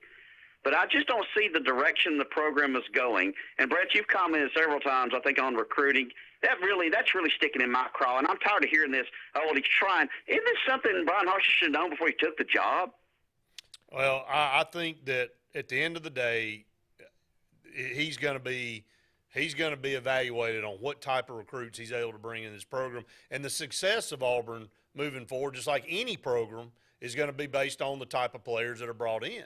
I think the guy can coach. I really do. But can he compete, and can he get the players that he needs to compete at the highest level?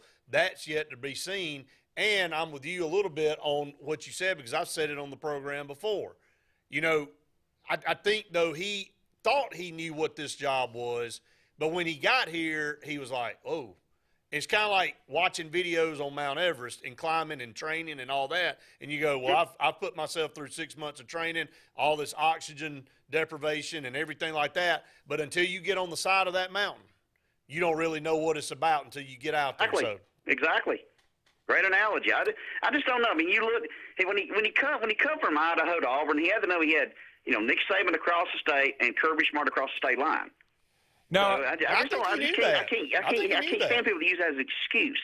The guy has done that when he came from, French fry land to come to Auburn. And, yeah, he can coach, but I don't deny that. He can coach at Idaho, but can he coach at Auburn? Well, I think he was so confident that and he's got a good record. Now, look, regardless and he's making a lot more money. Well, that's right. And he's going to make more money, that he feels like he's a good coach. He can bring his philosophy down here and be successful too, because you got to remember, most of these coaches that have records like Brian Harsin are pretty egotistical. Most of these really good coaches in the country have a big ego, and they feel like they can go anywhere and compete and do anything. Well, he got a little bit of humble pie in the SEC. It was to my point that when I mentioned Pat Dye start and Terry Bowden and Tuberville start, you saw the way the program was headed, even in their losing first year.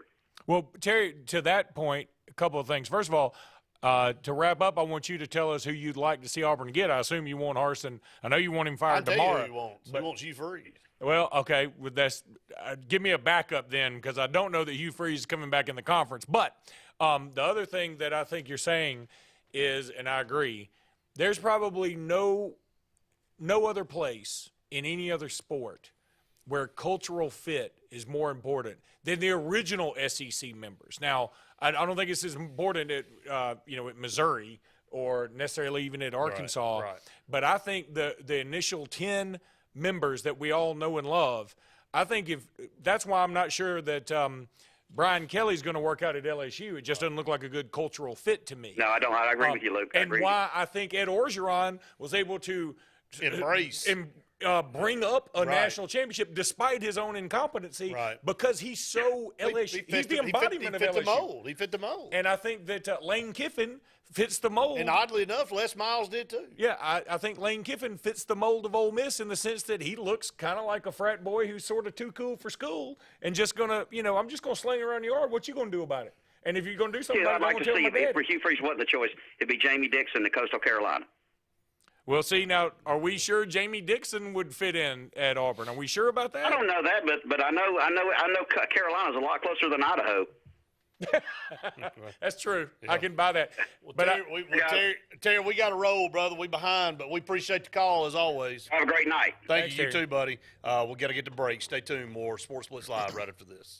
A&M Plumbing, A&M Plumbing, service at its best when you need it most. From the smallest drippy faucet to drain cleaning to water heater replacement to gas lines to total systems replacement, A&M Plumbing handles it all. Visit amplumbing.net today for the experienced, licensed, and insured pros at A&M Plumbing.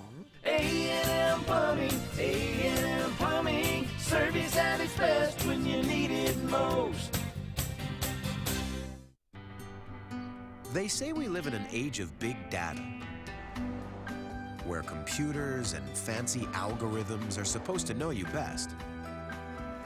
But at Country Financial, we know helping you own your future requires, well, something much bigger. Contact your local Country Financial representative and start planning for your future with a personal touch.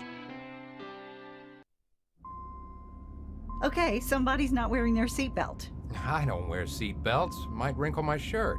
That's okay. I'm sure they can iron it before the funeral. What funeral? Yours. Almost 70% of people who die in car crashes aren't wearing a seatbelt. Okay.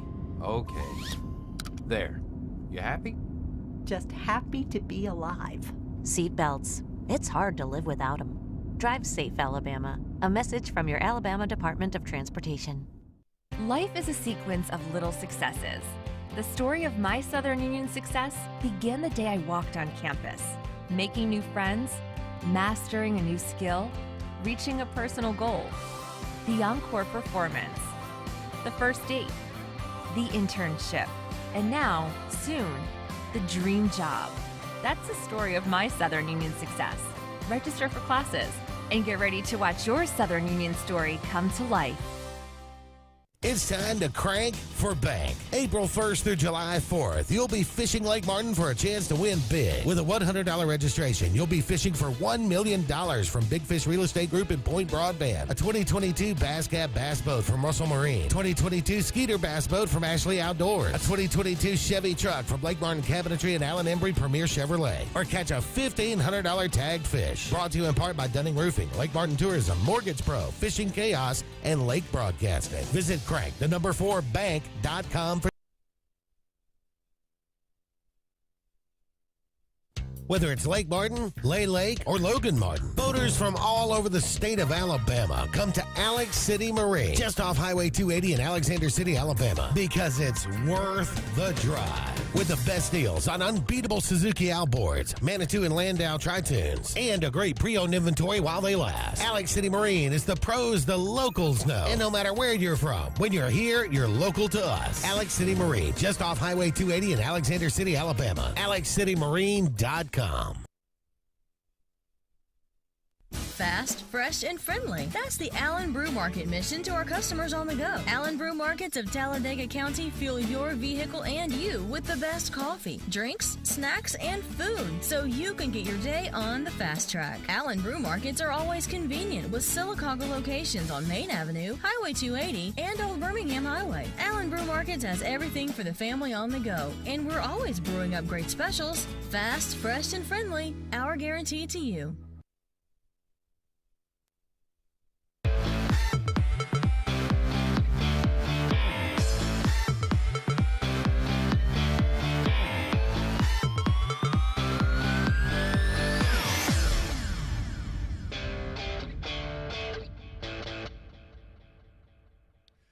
Welcome back, everyone, to Sports Blitz Live. About 30 minutes left in tonight's show. Kyle says, was a busted trick play away from winning at Penn State. Beat LSU in Baton Rouge for the first time in 20 years, 20-plus years. Beat one of Arkansas's best teams in a while at their place by double digits. Beat a 10-win Ole Miss team by double digits and played toe-to-toe with Saban in year one. Sure, he blew a 28-3 lead at Mississippi State and lost a meaningless Birmingham Bowl. But, geez, man, we got to be fair. My views are different. Okay, all right, I'm gonna say this about that too, Kyle. I think in the middle of our talking back and forth with Terry on the last segment, I was about to say Harsin came in and it was almost a little too easy for him the first half of the year. The busted trick play was a bad call. I think it cost him the game. I do. If they win that game and then going on the road and doing what they did to Arkansas and then going to LSU and doing what they did, breaking that curse, I thought Brian Harsin was riding the wave of utopia. And he had Auburn in the top 12 in the country. And then for whatever reason, something died coming down the stretch. Even though they, you look at the way they lost to Georgia, and you look at some of the other stuff, they had that, even though they had lost some momentum, the way they finished with South Carolina, the way they blew that lead, Mississippi State, and then, of course, they played great against Alabama, but the ineptness of the offense showed its head in that Birmingham Bowl. It just kind of left a very sour taste in everybody's mouth. And it goes right back to the fact of what you and I talked about at the beginning of the show. It's not about – I think September and October should count too. But the only thing we remember is what happened in November a lot of times. And Auburn didn't finish good. And so that's what you carry into the offseason. Fairly or unfairly, that's the way it happens. All right, let me play the role of Terry for a minute. Yeah. Okay. You say a busted play away from Penn State. That's not necessarily true. I would also say it was such a terrible, dumb play that ought to subtract some points. It was an awful play. Right out of the gate from halftime. Then, if you want to do this, hey, almost coulda, shoulda, woulda, Auburn should have lost to Georgia State. They should have lost. They were lost. They had to complete a 4th and 17 or whatever it was for a touchdown to win, and they had their own 97-yard drive. So, I mean, if we're going to do that game, couldn't move the ball, couldn't move, and that was the game that Bo Nix got benched. And in the end, I think this all goes back to what Dennis Green said. You are what your record says you are. So we all nitpick all these little things and say, if this. In the end, Auburn was about a 6-6 ball club. That's what they were. They were going to be that. They were going to find a way to. Okay, so here's the thing, and of course, I would have loved for Auburn to win 10 games. I would have loved for Auburn to beat Alabama in the Iron Bowl. I mean, regardless of who's better, you always want to win that game. But at the end of the day, yeah, okay, you win. Let's say they go 8-4, and do you feel better or about the situation? Probably so, but are you masking something that's going to rear its head down the road? I'm not trying to be negative on it. I'm just saying that, okay, it probably played out to be who we were. Unfortunately, I hate to say that, but that's what it ended up being. We had some really big wins, but we had some really bad losses too. So it did average out, and of course, beating Alabama would have made things better, but that would have been one more win. Instead of 6-6, you're 7-5. So, I think that my biggest concern is not how we finished last year. It's what do we see going forward. And this is the first time in my life following Auburn and being a huge Auburn person that I don't have a ton of confidence in the players I see coming in to make us to elevate us to a level where we can win the West. And that's where I think Terry is coming from. And that aspect, I get it. Because if I was a diehard Auburn fan, I'd be just like Kyle. I'd say, we were this close here, this close there. Well, I mean, you want to pull out the things that, hey, if they would have gone our way, we would have been. Yeah, if I were the optimist. But if I'm Terry, I'm looking at it going, okay, that's fine. That year is what it is. But and it's not like we were either going to lose the Birmingham Bowl or win the, I don't know, the Shreveport Bowl or whatever. Independence. You know, who cares? Okay. But if I'm Terry, I'm looking at this and going, okay, that's great. You're doing all that. Meanwhile, Texas A&M, whatever you want to say about them, they're bringing in 7 or 8 5-stars this year in the number 1 class by number in God knows how long. Alabama's still going to be Alabama. Georgia's still going to be Georgia. LSU, despite all their problems, is always going to have talent. And then you still got Ole Miss with Lane Kiffin. While they may not recruit as well as Auburn, they're right there with them at this moment, and they have a coach that's going to gamble. Tennessee's on the uptick. Mississippi State, they have like 17 returning starters. I'm not a Mississippi State guy here. I think they're still going to be bad. I do too. But if they do turn out to be good, it's because they got 17 starters back. That's right. all. You know, and a lot of people are high on that. Ask any coach in the SEC, hey, you could have 17 starters back. They'll go, I'll take all 17 right now. I think Brian Harsin, I'm going to say this. I think Brian Harsin has a golden opportunity to prove a lot of people wrong. He's got a lot of ammo to fight with now, and maybe he has kind of awakened to the situation. He goes, look, I got a much needed slap in the face all the way around. Okay, so here's the deal. Maybe he uses that as ammo to go out here and prove everybody wrong and say, look, I belong here. I belong to this job. I know I got some work to do in recruiting, but I got to start proving to some people that I'm going to get it done before I start getting commitments from some of these guys. He's going to have to go out and win some of these games. He's going to have to beat Penn State at home. He's going to have to beat LSU at home, which he can. I don't think LSU's some world beater. You know, Georgia and Alabama are obviously going to be favored against Auburn, but you're going to have to step up and win a game like that. You're going to have to step up and win the games you're supposed to win. You can't go on the road and lose to a terrible South Carolina team. So that's where Brian Harsin has an opportunity. He's getting paid a lot of money. I know he had the rug pulled out from under him. He had a lot of crap that went on by people that tried to get him out of here, but he needs to use that as ammo and saying, look, I belong here. He'll either do that or he'll fall into what everybody out there that's trying to get him gone thinks he is. And therein lies again, and Kyle's saying, look, I'm just saying give him more than 1 year. Well, they are. I get. But I think I will say, though, the way it was handled, it's not a fair more than 1 year. Yeah, I agree. They did a lot of harm to Brian Harsin's reputation and to his character by the crap that went on. Agreed. Now, let me say this. Again, not trying to say I think Terry's right or Kyle's right. I'm on the fence here because I can certainly see it both ways. First of all, everybody's coaching resume or whatever you want to stack up to decide their future, the timeline's been shifted. I mean, all you got to do, look in professional sports. There's some folks that get like a half a year. And if they feel like they're not going the right direction, they do that. They art of war this thing. They say whatever's got to be done eventually has to be done now, immediately. Now, the other thing I would say, and again, this goes back to Terry's point about culture.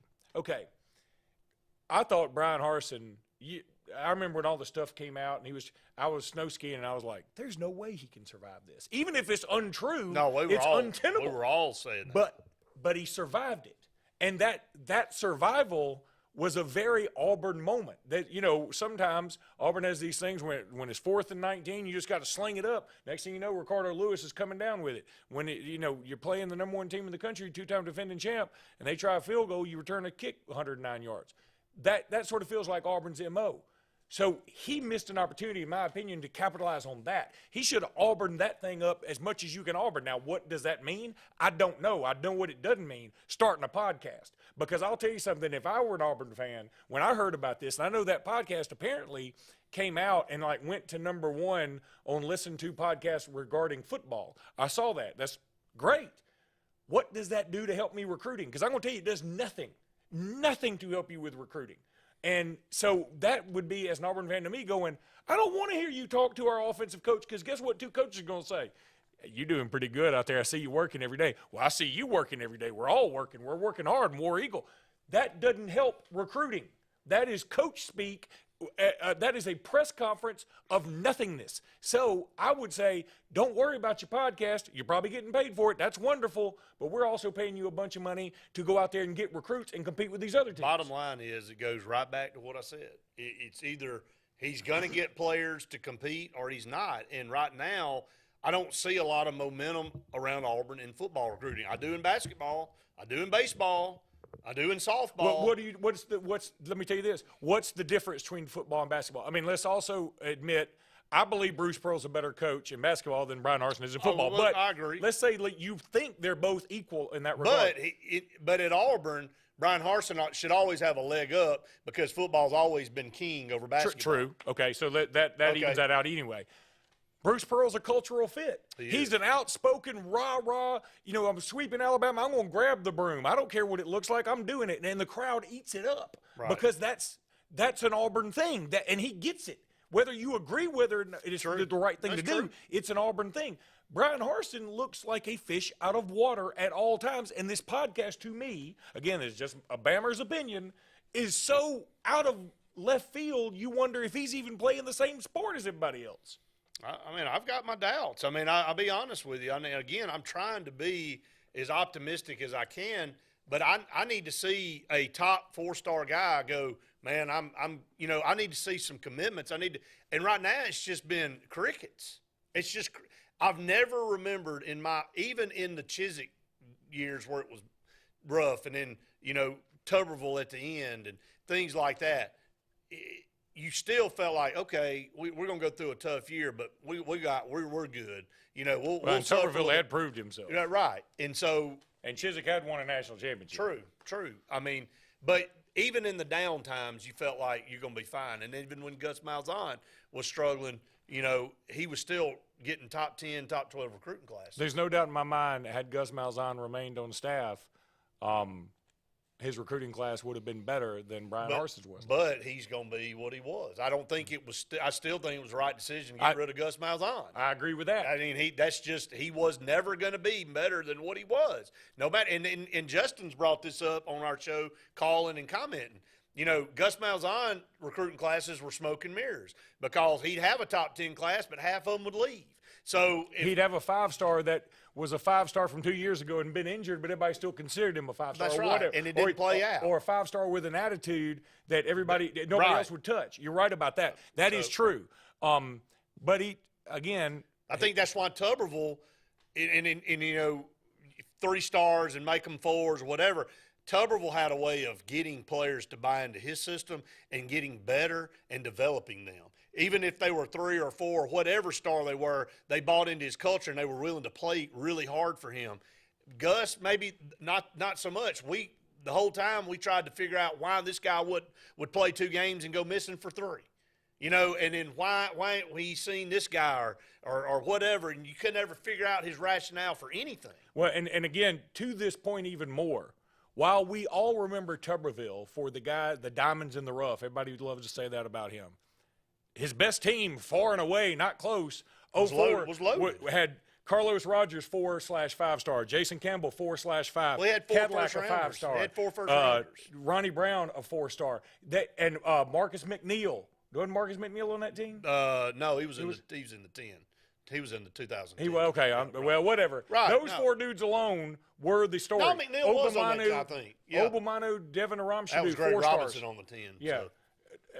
Obamanu, Aram Shadu, both 4 stars. So my point is, you can develop, a 3-star can develop when they got other 4 stars and 5 stars. No, there was no doubt. When you look back, Auburn had 4 first-rounders on that team. Exactly. So my point is that it all comes down to players. It wasn't like Tuberville meshed this whole bunch of nobodies together. He had 4 dudes and maybe even 7 or 8 dudes, and everybody else fell in line, and the culture was great. You're right about the culture, too.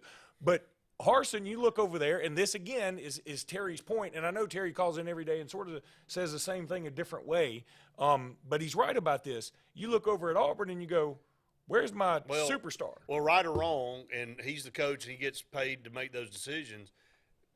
Just like Auburn fans question Gus Malzahn, they question Brian Harsin, why didn't Demetrius Davis get a shot when all you had was TJ Finley? Okay, what would have been the harm of playing Demetrius Davis in the bowl game when TJ Finley had already played 3 quarters and hadn't been able to move the ball? Is it going to be the end of the world to see Demetrius Davis come in, who was a top quarterback in Texas, that already won a state championship at the highest level, and supposedly your next guy in waiting, and he doesn't even get in the bowl game where it doesn't affect your eligibility? I'm like, man, that's the things that are like, man, that's frustrating. What are we doing there? So there's no doubt that was certainly a bad call. And again, I guess the more I talk about this out loud, while I'm on the side of, man, I hate this whole, you've got a year, maybe a year and a half to prove yourself, or we just don't buy in. But this is something that Jimmy Stein brought up on the Locked On Bama podcast that I do with him. He said, once the fans quit on you, it's kind of over. I mean, yeah, you might be able to. I'm not sure the entire fan base at Auburn's. No, I know, but it's. But it's I think it could be. I think you're on the edge there. I think there's a lot that's saying he got wronged, and he did. I'm one of those that I think he got a raw deal by the way he was treated in the all season. And at the end of the day, all you did was hurt your own program. Okay, right. When you did what you did, you may have had other intentions. Maybe you thought this was going to work. You were going to get him out of here. Well, now he didn't leave. Now you didn't have any proof. Now you find out he didn't do anything wrong. But now you've created all this animosity. And it's still out there. And it's still hovering around. So all you've done is hurt the team that you love. So. But Jimmy was bringing it up in regards to Bohannon at Alabama in terms of there are people out there saying, we didn't make it again this year. This ain't going to work out. And Jimmy's point was, guys, I think he definitely needs one more year, but Jimmy was like, if more fans are to the point of we need to make a change, it's going to be so difficult to overcome that for him. And I think Brian Harsin's in the same boat, just on a faster timeline, because Alabama baseball isn't the same as Auburn football. No, not even close. Yeah. We got to get to a break. Stay tuned. More SportzBlitz Live right after this. Whether it's Lake Martin, Lay Lake, or Logan Martin, boaters from all over the state of Alabama come to Alex City Marine, just off Highway 280 in Alexander City, Alabama, because it's worth the drive. With the best deals on unbeatable Suzuki outboards, Manitou and Landau Tritoons, and a great pre-owned inventory while they last. Alex City Marine is the pros the locals know. And no matter where you're from, when you're here, you're local to us. Alex City Marine, just off Highway 280 in Alexander City, Alabama. AlexCityMarine.com. Sign Source is your local vendor for commercial and residential sign manufacturing and installation. We offer all kinds of lighted and non-lighted signage, from retail signs, LED message centers, event banners, vehicle wraps, the whole spectrum. We also offer service and repair on existing signs, as well as retrofitting to LED or installation of outsourced signage. We have the knowledge necessary to fulfill all of your signage needs in the short or long term. Visit signsourcenow.com to get started. Heritage South Credit Union in Alexander City is your community credit union, and they have been for over 80 years. Heritage South Credit Union proudly serves Tallapoosa, Coosa, Lee, Chambers, Randolph, and Chilton counties. From checking to business accounts, to share savings to club accounts, to their kids club and investments. Visit them online at myhscu.com. Heritage South Credit Union, your community credit union for 80 years. Federally insured by NCUA. Now is the best time to sell your current home, as it's a seller's market, meaning that on average you can get up to 96% of your asking price. Who's the most aggressive and most experienced to help you sell your home? Hi, I'm Rhonda Gaskins, broker Century 21 Lake Area Realty in the Lake Martin area. We are getting a 96% return on our listing price to sales price in this area. Call me today and let me go to work for you. 256-749-3644. L&G Ad Agency is the go-to vendor for all your digital and print marketing needs. We have in-house production for all projects, including graphic design, web design, social media marketing, videography, and print marketing. Our video production is up to industry standard with modern 4K cameras and drone capabilities. We pride ourselves in client-committed relationships, and every project is personalized to your needs. Visit lmgadagency.com for a free quote today. Let us tell your story. Kia GillsOpelika.info. Get pre-approved in minutes online at GillsOpelika.info for a pre-owned car, truck, or SUV from Gills Auto Sales, 1430 Gateway Drive in Opelika.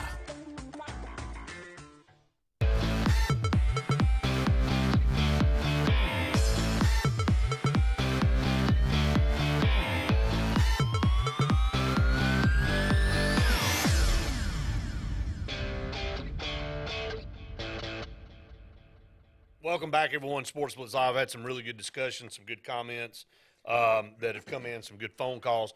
To close out the show, we got a couple short segments. So in segment 9, I'd be remiss. I wouldn't be doing the right thing for Andy if I didn't get to this.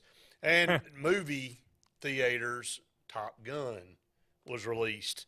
And this is Andy talking to you, okay? I know. He said, I told Luke Top Gun Maverick would really be a good, insanely successful movie. He disagreed and thought it would suck.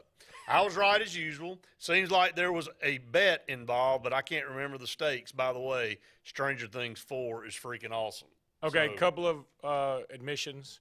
I have 4 children, so I haven't been able to watch Stranger Things, any of them yet. I'm dying to. I want to watch the whole thing and binge it all. I couldn't get into it. I tried the first season. Now, my son loves it.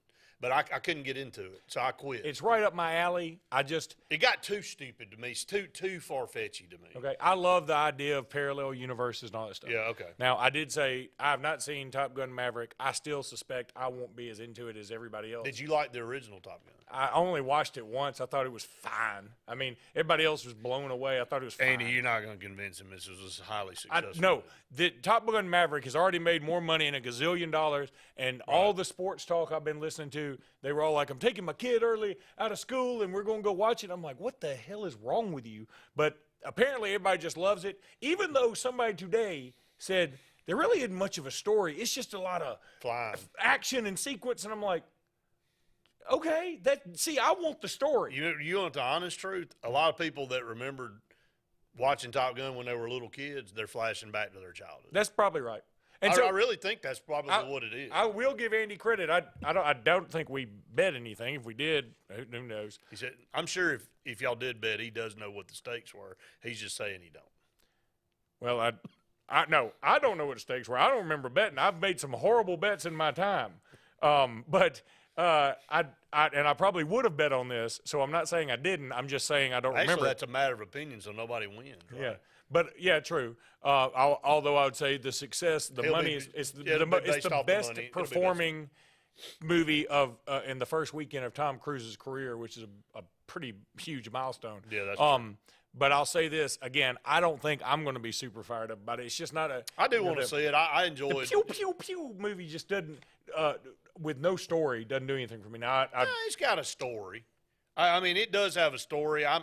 The first Top Gun had a really good story. I mean, it kind of surrounded, this kind of rogue guy do it his own way. Really good pilot gets sent off to Top Gun school, and he loses his best friend and.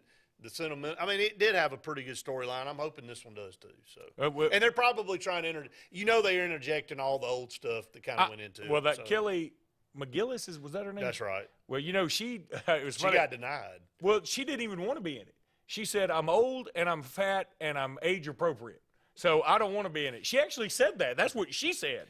Hey. Nothing wrong with being confident in who you are. I mean, Hey, we got to take another break. Come back, rank them to end the show. Stay tuned.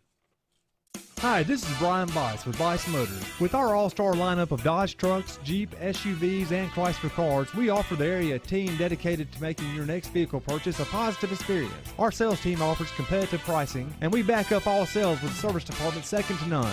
Bice Motors also offers the area's best selection of pre-owned vehicles. Visit Bice Motors at 2133 Cherokee Road in Alexander City. Guaranteed lowest price. Buy it at Bice Motors. You already know the power and reliability of a Mahindra tractor. Get ready to meet their ATV and UTV lines. Haul more and tow more. Do more. Reaching speeds up to 60 miles an hour. Models have a 12-inch ground clearance and the ability to haul up to 1,200 pounds. There's a Mahindra utility vehicle and a model specifically to get the job done. Test drive today at Lake Martin Tractor and Outdoor. Serving Tallapoosa, Coosa, Clay, and Talladega counties. 256-392-3613. Hi, I'm Scott Blake. I'm Angie Richardson, and we are the loan team here at Movement Mortgage. Whether you're a first-time home buyer or you've gone through the process before, Our mission is to help you move forward with the purchase of your future plans. Call me at 256-397-2771. or call me at 256-794-1003. Scott Blake, NMLS number 527945. Angie Richardson, NMLS number 216556. Movement Mortgage supports equal housing opportunity, NMLS number 39179. For licensing information, please visit NMLSConsumerAccess.org. Hey guys, this is Nate Paz with Airport Motors. I'm Connor Branch with Fairway Auto Brokers in Opelika, Alabama. And this is your first ever Lake Martin Summer Car Blitz. That's right, Lake Martin. Airport Motors and Fairway Auto Brokers is teaming up for the very first Lake Martin Summer Car Blitz. Make sure to check out either website for the very best selection of pre-owned luxury trucks, SUVs, and sedans in East Alabama. Get pre-approved in minutes online and make sure to use the keyword Summer Blitz in the comments section for $500 off internet price. That's keyword Summer Blitz. Castelluccio Fine Italian Dining in downtown Alexander City is rapidly becoming the region's standard for Italian cuisine, as well as hand-cut filet mignon, fresh Gulf seafood, and the area's best Italian import wine selection. We offer true old-world charm with unmatched hospitality. Like Castelluccio Fine Dining on Facebook to keep up with daily lunch and dinner specials. Also new, we offer catering for your family and small business, so call and order. Castelluccio, downtown Alexander City, where the only thing that rivals the flavor is the dining experience. You've dreamed about the perfect house, a place to call your own, and a place to not only stretch out, but to grow. Auto Owners protects your house because to you, it's home. That's simple human sense.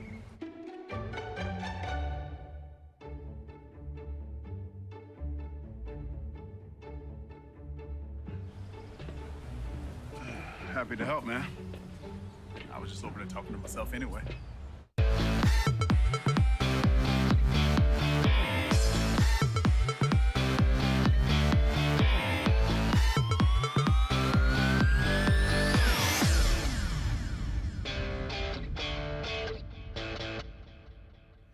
Welcome back, everyone, to Sports Blitz Live. Final segment of the program will end with Rank 'em like we do a lot. Do you know how tall Tom Cruise is, by the way? He's got to be like 5'6" or so. He's 5'7". I was close. But he's small. He's a small guy. And do you know when he made the first Top Gun how old he was? No. 23. So he's been on top of the world since he was 23. That's crazy. And then, and he really hadn't relinquished his role. I mean, people may think he's crazy, a Scientologist, whatever. But, I mean, he's maintained. He's maintained it. And even though he is only 5'7", and I don't mean to offend anybody who's 5'7", but, like, I was 5'7", I think, in 5th grade. Well, he's got a lot more money now. He's got everything over me. That's the only thing I can say. You can say you're bigger than him. I can say I'm taller. I don't even know if I'm bigger. And the good Lord helped you on that, right? Yeah. All right, so we got ranking. We got three that you pick one.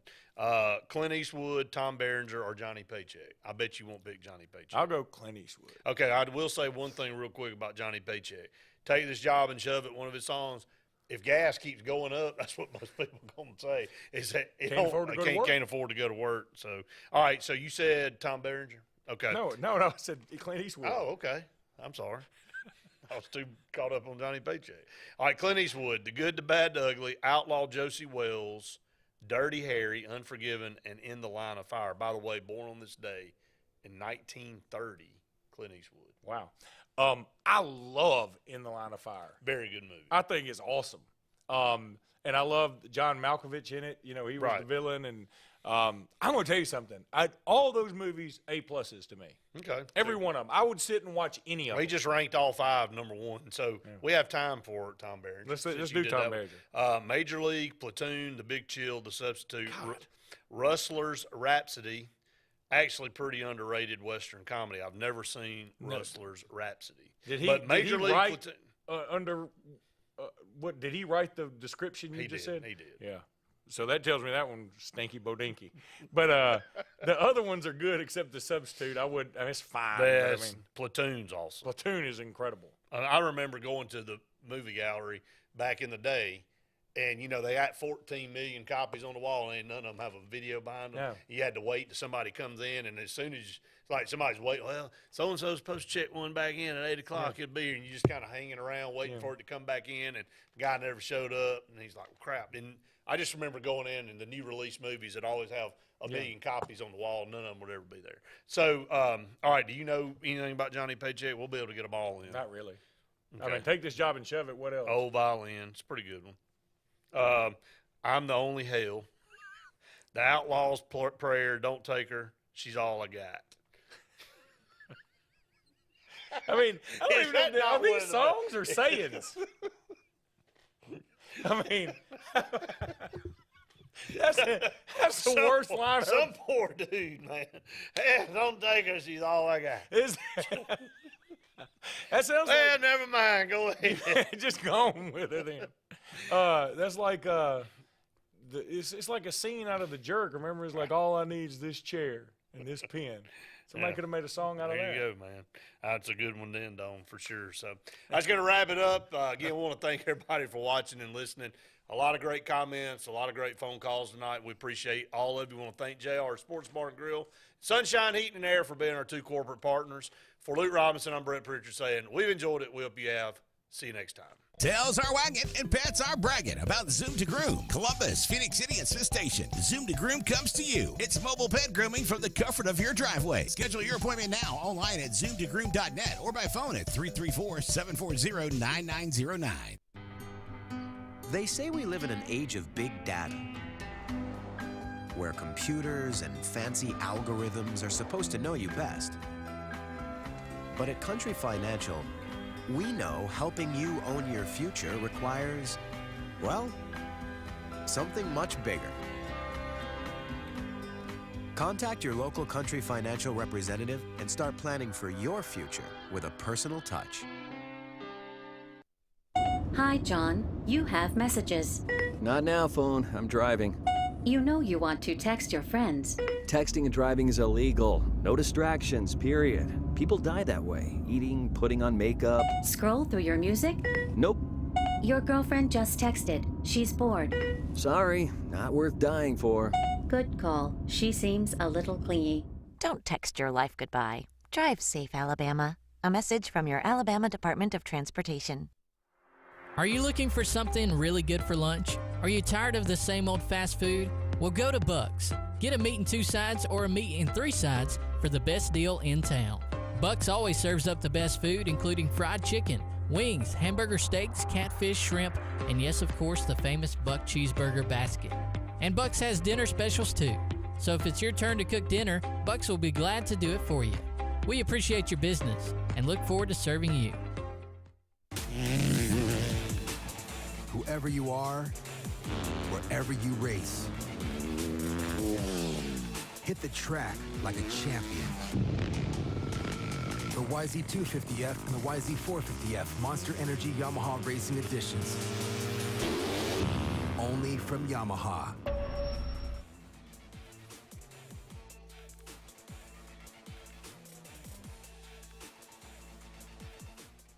Fast, fresh, and friendly. That's the Allen Brew Market mission to our customers on the go. Allen Brew Markets of Talladega County fuel your vehicle and you with the best coffee, drinks, snacks, and food so you can get your day on the fast track. Allen Brew Markets are always convenient with Sylacauga locations on Main Avenue, Highway 280, and Old Birmingham Highway. Allen Brew Markets has everything for the family on the go, and we're always brewing up great specials. Fast, fresh, and friendly. Our guarantee to you. Tails are wagging and pets are bragging about Zoom to Groom. Columbus, Phoenix City, and Smith Station. Zoom to Groom comes to you. It's mobile pet grooming from the comfort of your driveway. Schedule your appointment now online at zoomtogroom.net or by phone at 334-740-9909. Whoever you are, wherever you race, hit the track like a champion. The YZ250F and the YZ450F Monster Energy Yamaha Racing Editions. Only from Yamaha.